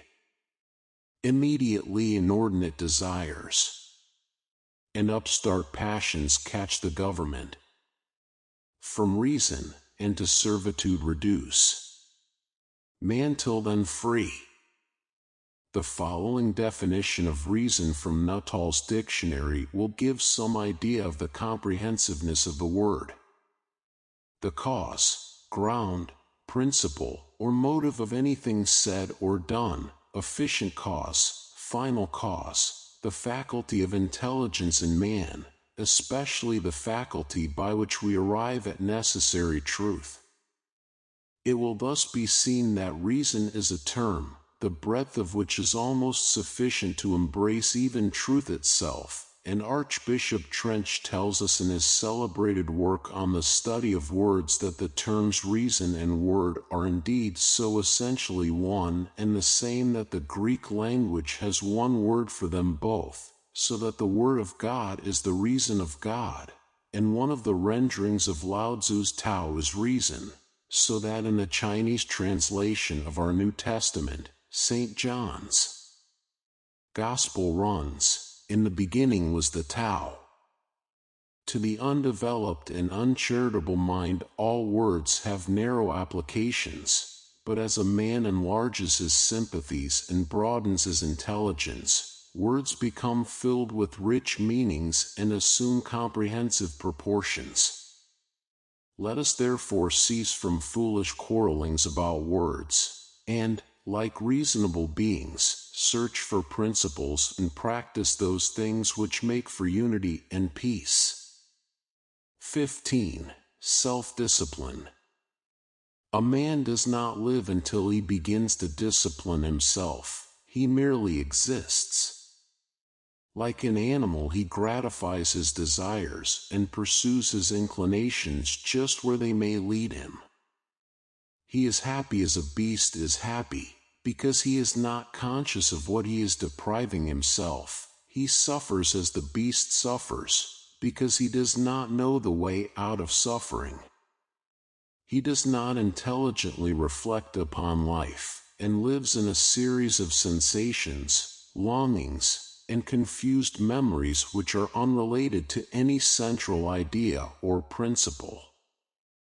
A man whose inner life is so ungoverned and chaotic must necessarily manifest this confusion in the visible conditions of his outer life in the world, and though for a time, running with the stream of his desires, he may draw to himself a more or less large share of the outer necessities and comforts of life, he never achieves any real success nor accomplishes any real good. And sooner or later worldly failure and disaster are inevitable, as the direct result of the inward failure to properly adjust and regulate those mental forces which make the outer life. Before a man accomplish anything of an enduring nature in the world, he must first of all acquire some measure of success in the management of his own mind. This is as mathematical a truism as that 2 and 2 are 4, for out of the heart are the issues of life. If a man cannot govern the forces within himself, he cannot hold a firm hand upon the outer activities which form his visible life. On the other hand, as a man succeeds in governing himself, he rises to higher and higher levels of power and usefulness and success in the world. The only difference between the life of the beast and that of the undisciplined man is that the man has a wider variety of desires and experiences a greater intensity of suffering. It may be said of such a man that he is dead, being truly dead to self-control, chastity, fortitude, and all the nobler qualities which constitute life. In the consciousness of such a man the crucified Christ lies entombed, awaiting that resurrection which shall revivify the mortal sufferer, and wake him up to a knowledge of the realities of his existence. With the practice of self-discipline a man begins to live, for he then commences to rise above the inward confusion and to adjust his conduct to a steadfast center within himself. He ceases to follow where inclination leads him, reigns in the steed of his desires, and lives in accordance with the dictates of reason and wisdom. Hitherto his life has been without purpose or meaning, but now he begins to consciously mold his own destiny. He is clothed and in his right mind. In the process of self-discipline there are 3 stages, namely: 1. Control. 2. Purification. 3. Relinquishment. A man begins to discipline himself by controlling those passions which have hitherto controlled him. He resists temptation and guards himself against all those tendencies to selfish gratifications which are so easy and natural, and which have formerly dominated him. He brings his appetite into subjection, and begins to eat as a reasonable and responsible being, practicing moderation and thoughtfulness in the selection of his food, with the object of making his body a pure instrument through which he may live and act as becomes a man, and no longer degrading that body by pandering to gustatory pleasure. He puts a check upon his tongue, his temper, and, in fact, his every animal desire and tendency, and this he does by referring all his acts to a fixed center within himself. It is a process of living from within outward, instead of, as formerly, from without inward. He conceives of an ideal, and, enshrining that ideal in the sacred recesses of his heart, he regulates his conduct in accordance with its exaction and demands. There is a philosophical hypothesis that at the heart of every atom and every aggregation of atoms in the universe there is a motionless center which is the sustaining source of all the universal activities. Be this as it may, there is certainly in the heart of every man and woman a selfless center without which the outer man could not be, and the ignoring of which leads to suffering and confusion. This selfless center, which takes the form, in the mind, of an ideal of unselfishness and spotless purity, the attainment of which is desirable, is man's eternal refuge from the storms of passion and all the conflicting elements of his lower nature. It is the rock of ages, the Christ within, the divine and immortal in all men. As a man practices self-control, he approximates more and more to this inward reality, and is less and less swayed by passion and grief, pleasure and pain, and lives a steadfast and virtuous life, manifesting manly strength and fortitude. The restraining of the passions, however, is merely the initial stage in self-discipline, and is immediately followed by the process of purification. By this a man so purifies himself as to take passion out of the heart and mind altogether, not merely restraining it when it rises within him, but preventing it from rising altogether. By merely restraining his passions, a man can never arrive at peace, can never actualize his ideal. He must purify those passions. It is in the purification of his lower nature that a man becomes strong and godlike, standing firmly upon the ideal center within, and rendering all temptations powerless and ineffectual. This purification is effected by thoughtful care, earnest meditation, and holy aspiration, and as success is achieved, confusion of mind and life pass away, and calmness of mind and spiritualized conduct ensure. True strength and power and usefulness are born of self-purification, for the lower animal forces are not lost, but are transmuted into intellectual and spiritual energy. The pure life, pure in thought and deed, is a life of conservation of energy. The impure life, even should the impurity not extend beyond thought, is a life of dissipation of energy. The pure man is more capable, and therefore more fit to succeed in his plans and to accomplish his purposes than the impure. Where the impure man fails, the pure man will step in and be victorious, because he directs his energies with a calmer mind and a greater definiteness and strength of purpose. With the growth in purity, all the elements which constitute a strong and virtuous manhood are developed in an increasing degree of power, and as a man brings his lower nature into subjection, and makes his passions do his bidding, just so much will he mold the outer circumstances of his life, and influence others for good.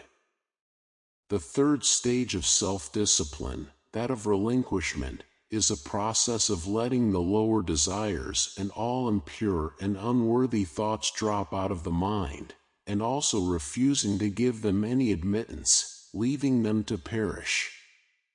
As a man grows pure, he perceives that all evil is powerless, unless it receives his encouragement, and so he ignores it, and lets it pass out of his life. It is by pursuing this aspect of self-discipline that a man enters into and realizes the divine life, and manifests those qualities which are distinctly divine, such as wisdom, patience, non-resistance, compassion, and love. It is here, also, where a man becomes consciously immortal, rising above all the fluctuations and uncertainties of life, and living in an intelligent and unchangeable peace. By self-discipline a man attains to every degree of virtue and holiness, and finally becomes a purified Son of God, realizing his oneness with the central heart of all things. Without self-discipline a man drifts lower and lower, approximating more and more nearly to the beast, until at last he grovels, a lost creature, in the mire of his own befoulment. By self-discipline a man rises higher and higher, approximating more and more nearly to the divine, until at last he stands erect in his divine dignity, a saved soul, glorified by the radiance of his purity. Let a man discipline himself, and he will live. Let a man cease to discipline himself, and he will perish. As a tree grows in beauty, health, and fruitfulness by being carefully pruned and tended, so a man grows in grace and beauty of life by cutting away all the branches of evil from his mind, and as he tends and develops the good by constant and unfailing effort. As a man by practice acquires proficiency in his craft, so the earnest man acquires proficiency in goodness and wisdom. Men shrink from self-discipline because in its early stages it is painful and repellent, and the yielding to desire is, at first, sweet and inviting, but the end of desire is darkness and unrest, whereas the fruits of discipline are immortality and peace. 16. Resolution. Resolution is the directing and impelling force in individual progress. Without it, no substantial work can be accomplished. Not until a man brings resolution to bear upon his life does he consciously and rapidly develop, for a life without resolution is a life without aims, and a life without aims is a drifting and unstable thing. Resolution may of course be linked to downward tendencies, but it is more usually the companion of noble aims and lofty ideals, and I am dealing with it in this its highest use and application. When a man makes a resolution, it means that he is dissatisfied with his condition, and is commencing to take himself in hand with a view to producing a better piece of workmanship out of the mental materials of which his character and life are composed. And in so far as he is true to his resolution, he will succeed in accomplishing his purpose. The vows of the saintly ones are holy resolutions directed towards some victory over self, and the beautiful achievements of holy men and the glorious conquests of the divine teachers were rendered possible and actual by the pursuit of unswerving resolution.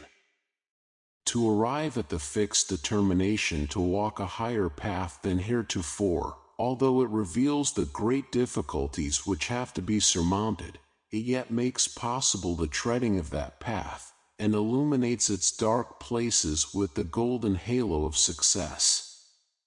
The true resolution is the crisis of long thought, protracted struggle, or fervent but unsatisfied aspiration. It is no light thing, no whimsical impulse or vague desire, but a solemn and irrevocable determination not to rest nor cease from effort until the high purpose which is held in view is fully accomplished. Half-hearted and premature resolution is no resolution at all, and is shattered at the first difficulty. A man should be slow to form a resolution. He should searchingly examine his position and take into consideration every circumstance and difficulty connected with his decision, and should be fully prepared to meet them. He should be sure that he completely understands the nature of his resolution, that his mind is finally made up, and that he is without fear and doubt in the matter. With the mind thus prepared, the resolution that is formed will not be departed from, and by the aid of it a man will, in due time, accomplish his strong purpose. Hasty resolutions are futile. The mind must be fortified to endure. Immediately the resolution to walk a higher path is made, temptation and trial begin. Men have found that no sooner have they decided to lead a truer and nobler life than they have been overwhelmed with such a torrent of new temptations and difficulties as make their position almost unendurable, and many men, because of this, relinquish their resolution. But these temptations and trials are a necessary part of the work of regeneration upon which the man has decided, and must be hailed as friends and met with courage if the resolution is to do its work. For what is the real nature of a resolution? Is it not the sudden checking of a particular stream of conduct, and the endeavor to open up an entirely new channel?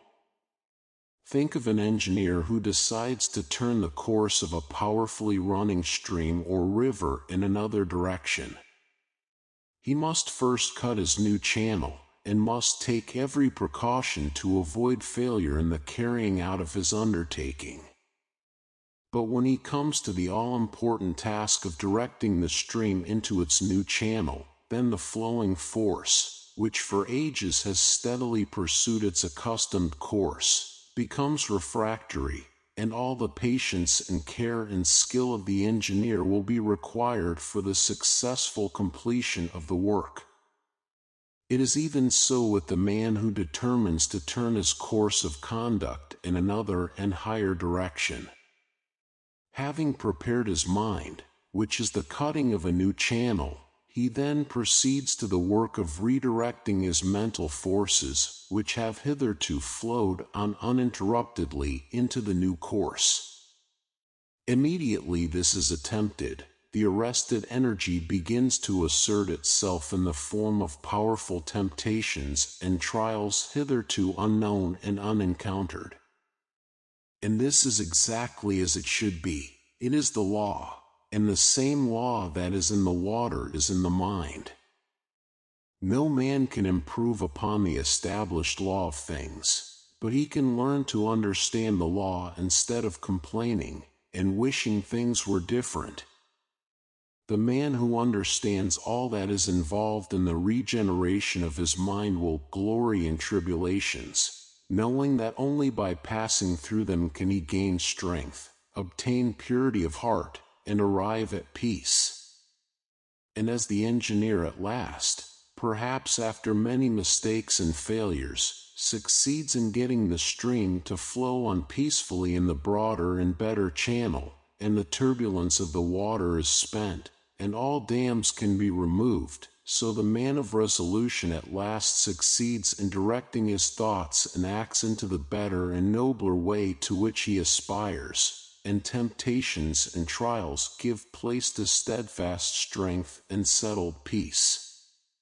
He whose life is not in harmony with his conscience and who is anxious to remedy his mind and conduct in a particular direction, let him first mature his purpose by earnest thought and self-examination, and having arrived at a final conclusion, let him frame his resolution, and having done so let him not swerve from it, let him remain true to his decision under all circumstances, and he cannot fail to achieve his good purpose, for the great law ever shields and protects him who, no matter how deep his sins, or how great and many his failures and mistakes, has, deep in his heart, resolved upon the finding of a better way, and every obstacle must at last give way before a matured and unshaken resolution.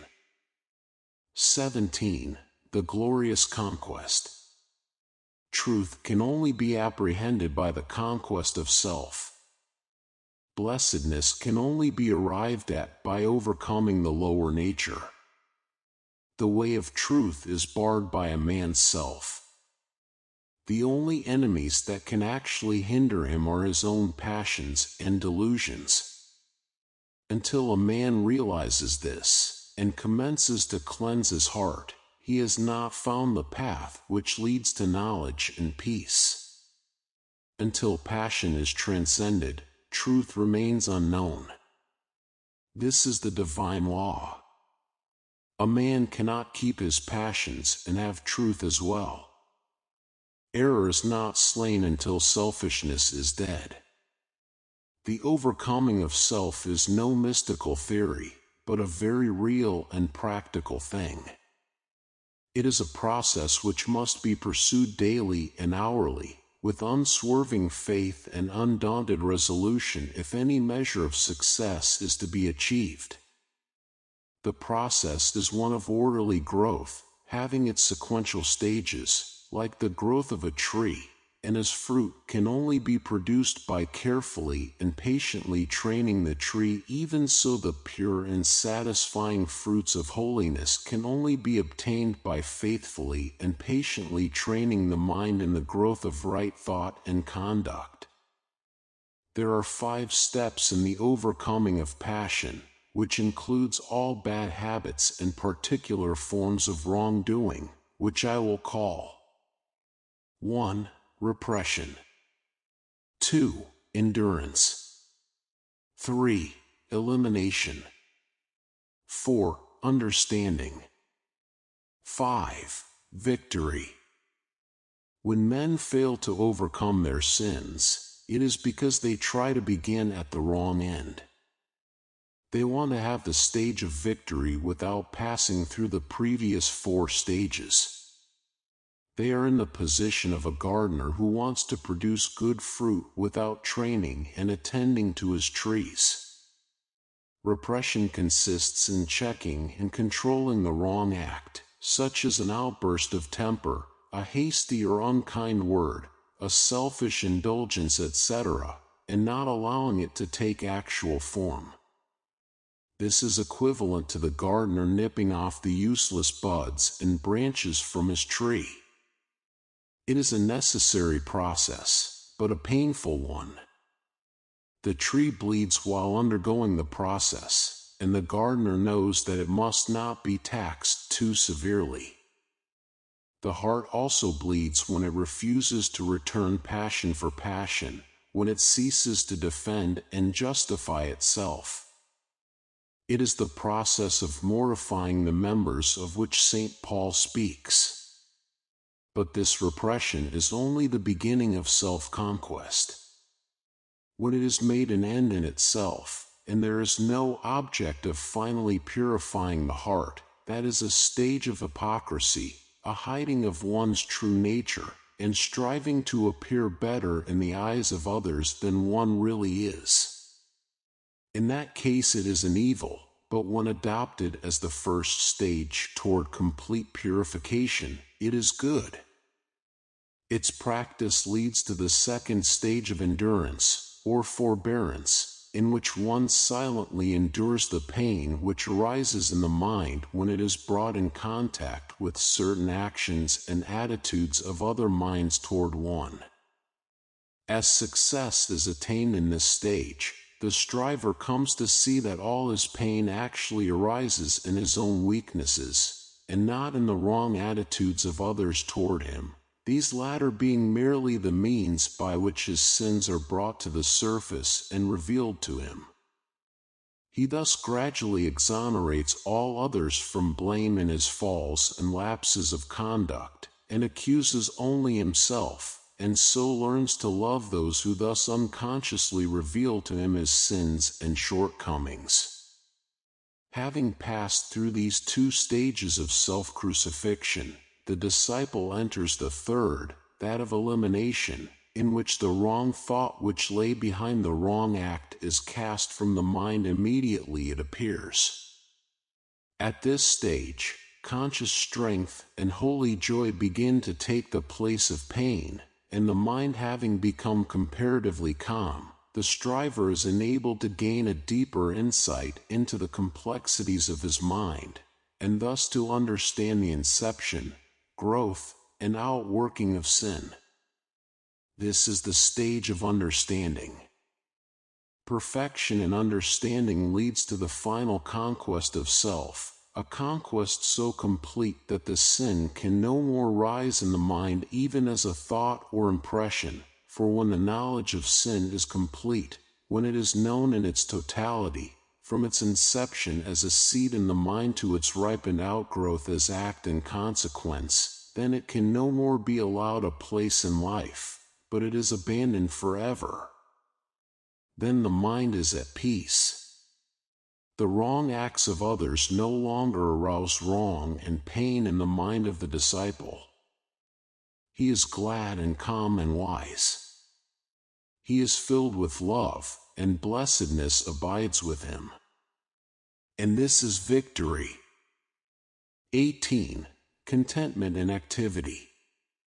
The confounding of a positive spiritual virtue or principle with a negative animal vice is common amongst writers even of what is called the advanced thought school, and much valuable energy is frequently expended in criticizing and condemning, where a little calm reasoning would have revealed a greater light, and led to the exercise of a broader charity.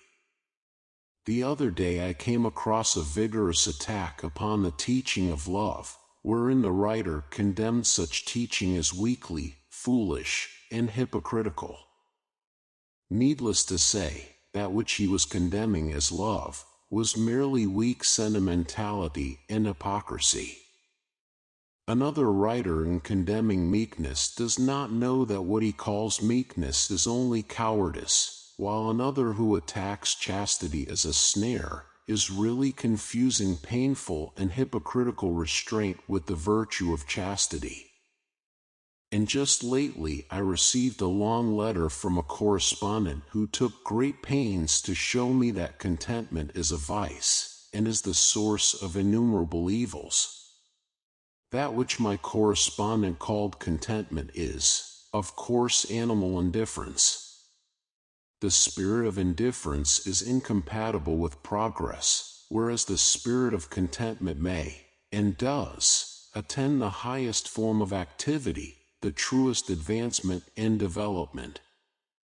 Indolence is the twin sister of indifference, but cheerful and ready action is the friend of contentment.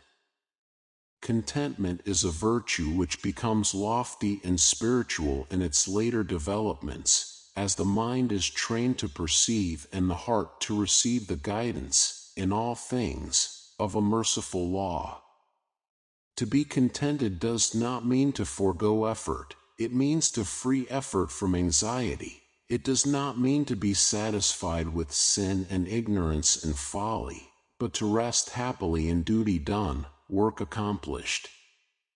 A man may be said to be content to lead a groveling life, to remain in sin and in debt, but such a man's true state is one of indifference to his duty, his obligations, and the just claims of his fellow men.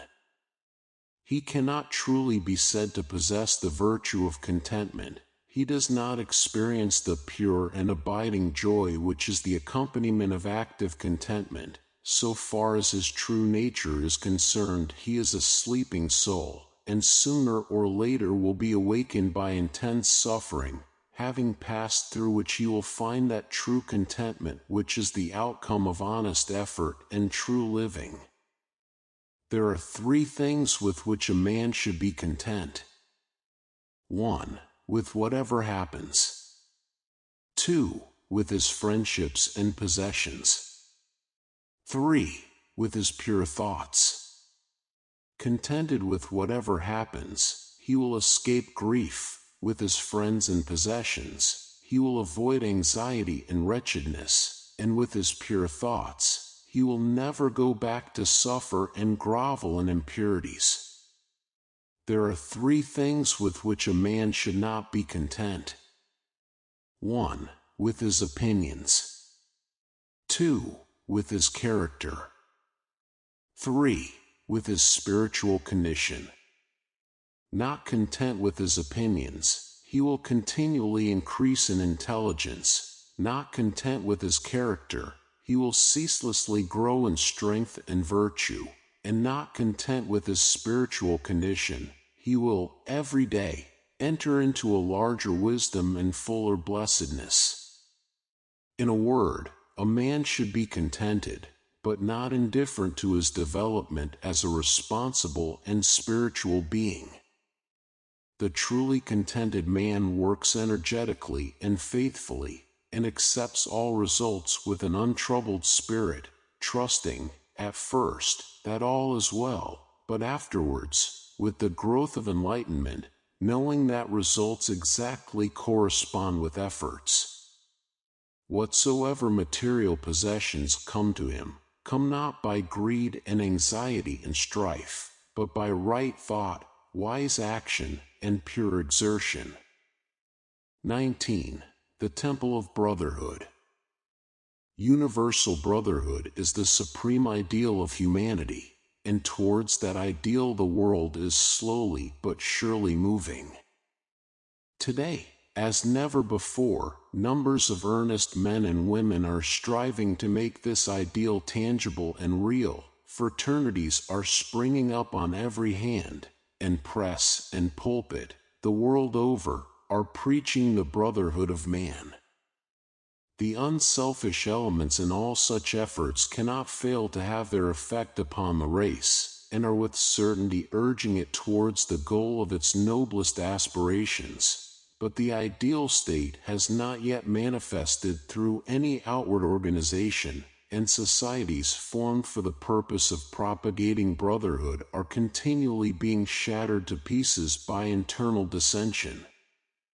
The brotherhood for which humanity sighs is withheld from actuality by humanity itself. Nay, more, it is frustrated even by men who work zealously for it as a desirable possibility, and this because the purely spiritual nature of brotherhood is not perceived, and the principles involved, as well as the individual course of conduct necessary to perfect unity, are not comprehended. Brotherhood as a human organization cannot exist so long as any degree of self-seeking reigns in the hearts of men and women who band themselves together for any purpose, as such self-seeking must eventually rend the seamless coat of loving unity. But although organized brotherhood has so far largely failed, any man may realize brotherhood in its perfection, and know it in all its beauty and completion, if he will make himself of a wise, pure, and loving spirit, removing from his mind every element of strife, and learning to practice those divine qualities without which brotherhood is but a mere theory, opinion, or elusive dream. For brotherhood is at first spiritual, and its outer manifestation in the world must follow as a natural sequence. As a spiritual reality, it must be discovered by each man for himself, and in the only place where spiritual realities can be found, within himself, and it rests with each whether he shall choose or refuse it. There are 4 chief tendencies in the human mind which are destructive of brotherhood, and which bar the way to its comprehension, namely: pride, self-love, hatred, condemnation. Where these are, there can be no brotherhood. In whatsoever heart these hold sway, discord rules, and brotherhood is not realized, for these tendencies are, in their very nature, dark and selfish, and always make for disruption and destruction. From these 4 things proceeds that serpent brood of false actions and conditions which poison the heart of man, and fill the world with suffering and sorrow. Out of the spirit of pride proceed envy, resentment, and opinionativeness. Pride envies the position, influence, or goodness of others. It thinks, I am more deserving than this man or this woman. It also continually finds occasion for resenting the actions of others, and says, I have been snubbed, I have been insulted, and thinking altogether of his own excellence, it sees no excellence in others. From the spirit of self-love proceed egotism, lust for power, and disparagement and contempt. Self-love worships the personality in which it moves. It is lost in the adoration and glorification of that I, that self which has no real existence, but is a dark dream and a delusion. It desires preeminence over others, and thinks, I am great, I am more important than others. It also disparages others, and bestows upon them contempt, seeing no beauty in them, being lost in the contemplation of its own beauty. From the spirit of hatred proceeds slander, cruelty, reviling, and anger. It strives to overcome evil by adding evil to it. It says, this man has spoken of me ill, I will speak still more ill of him and thus teach him a lesson. It mistakes cruelty for kindness, and causes its possessor to revile a reproving friend. It feeds the flames of anger with bitter and rebellious thoughts. From the spirit of condemnation proceed accusation, false pity, and false judgment. It feeds itself on the contemplation of evil, and cannot see the good. It has eyes for evil only, and finds it in almost everything and every person. It sets up an arbitrary standard of right and wrong by which to judge others, and it thinks, "This man does not do as I would have him do, he is therefore evil, and I will denounce him." So blind is the spirit of condemnation that whilst rendering its possessor incapable of judging himself, it causes him to set himself up as the judge of all the earth. From the four tendencies enumerated, no element of brotherliness can proceed.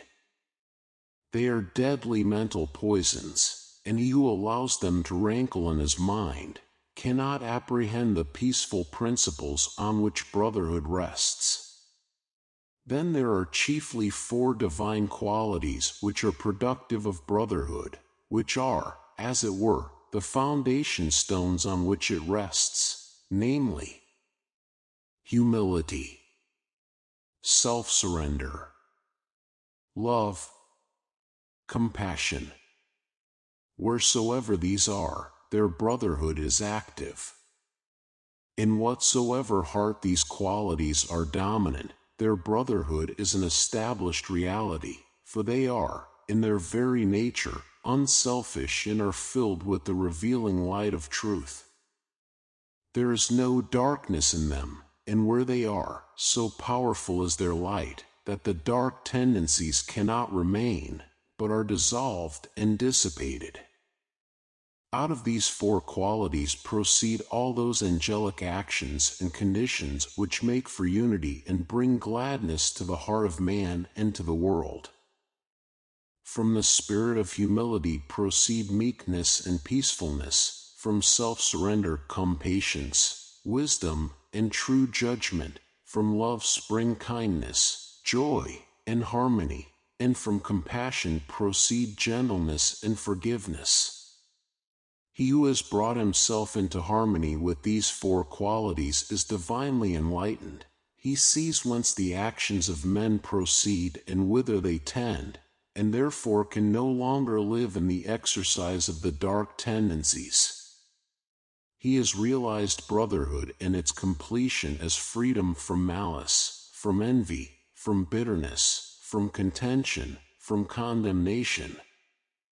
All men are his brothers, those who live in the dark tendencies, as well as those who live in the enlightened qualities, for he knows that when they have perceived the glory and beauty of the light of truth, the dark tendencies will be dispelled from their minds. He has but one attitude of mind towards all, that of goodwill. Of the four dark tendencies are born ill will and strife. Of the four divine qualities are born goodwill and peace. Living in the four tendencies a man is a strife producer. Living in the four qualities a man is a peacemaker. Involved in the darkness of the selfish tendencies, men believe that they can fight for peace, kill to make alive, slay injury by injuring, restore love by hatred, unity by contention, kindness by cruelty, and establish brotherhood by erecting their own opinions, which they themselves will, in the course of time, abandon as worthless, as objects of universal adoration. The wished-for Temple of Brotherhood will be erected in the world when its four foundation stones of humility, self-surrender, love, and compassion are firmly laid in the hearts of men, for brotherhood consists, first of all, in the abandonment of self by the individual, and its after effects is unity between man and man. Theories and schemes for propagating brotherhood are many, but brotherhood itself is one and unchangeable and consists in the complete cessation from egotism and strife, and in practicing goodwill and peace, for brotherhood is a practice and not a theory. Self-surrender and goodwill are its guardian angels, and peace is its habitation. Where two are determined to maintain an opposing opinion, the clinging to self and ill will are there, and brotherhood is absent. Where two are prepared to sympathize with each other, to see no evil in each other, to serve and not to attack each other. The love of truth and goodwill are there, and brotherhood is present. All strifes, divisions, and wars inhere in the proud, unyielding self. All peace, unity, and concord inhere in the principles which the yielding up of self reveals. Brotherhood is only practiced and known by him whose heart is at peace with all the world. 20. Pleasant pastures of peace.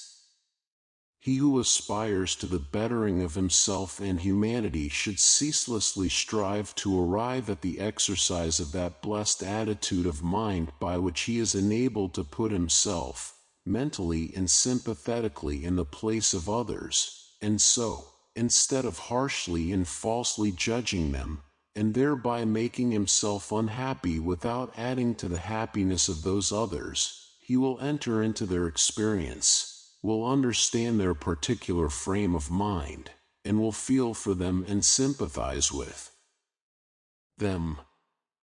One of the great obstacles to the attainment of such an attitude of mind is prejudice, and until this is removed it is impossible to act toward others as we would wish others to act toward us.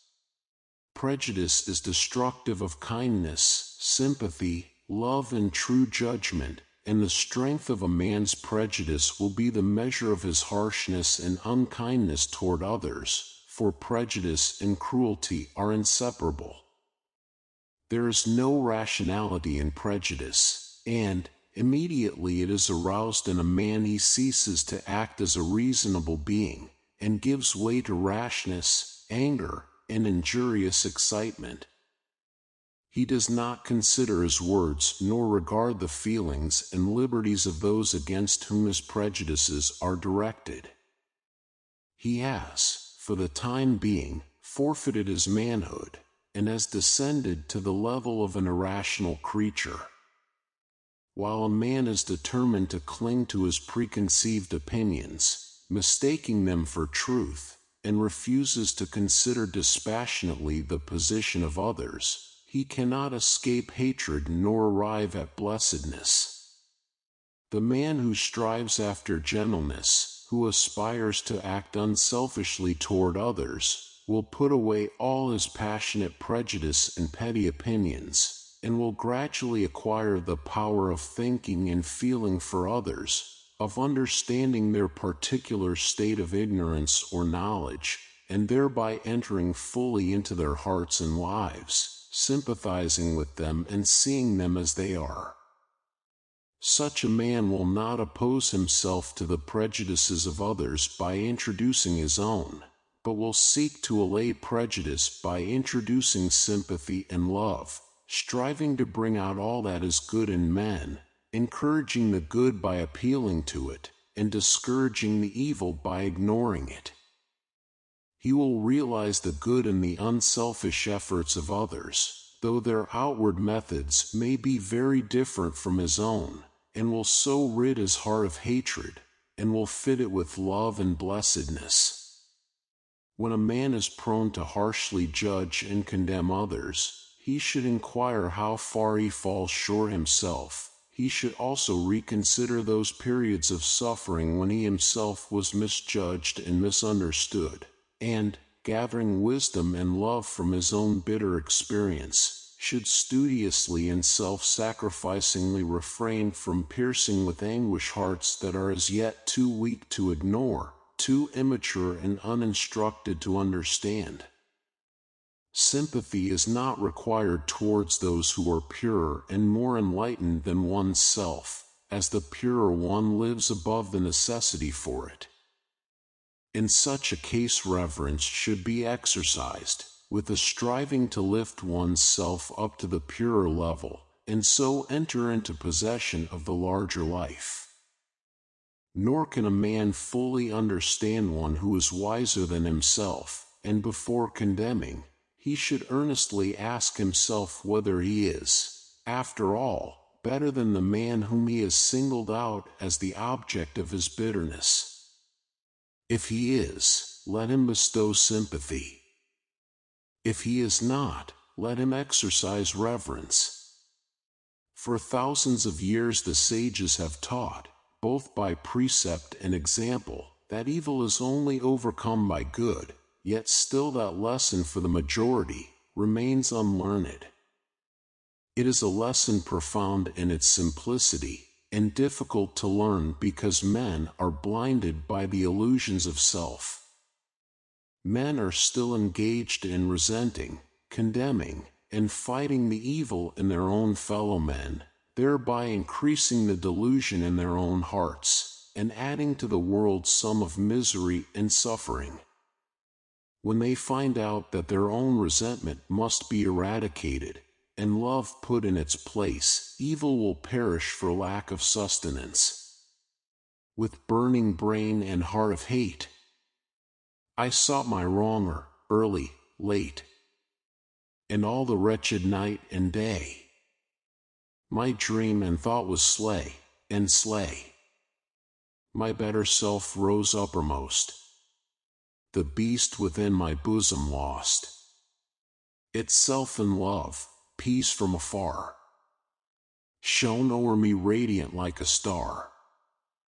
I slew my wronger with a deed of love, I made him bleed with kindness, and I filled for years his soul with tenderness and tears.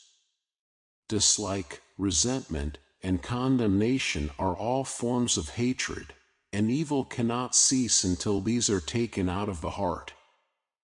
But the obliterating of injuries from the mind is merely one of the beginnings in wisdom. There is a still higher and better way. And that way is so to purify the heart and enlighten the mind that, far from having to forget injuries, there will be none to remember. For it is only pride and self that can be injured and wounded by the actions and attitudes of others, and he who takes pride and self out of his heart can never think the thought, I have been injured by another, or I have been wronged by another. From a purified heart proceeds the right comprehension of things, and from the right comprehension of things proceeds the life that is peaceful, freed from bitterness and suffering, calm and wise.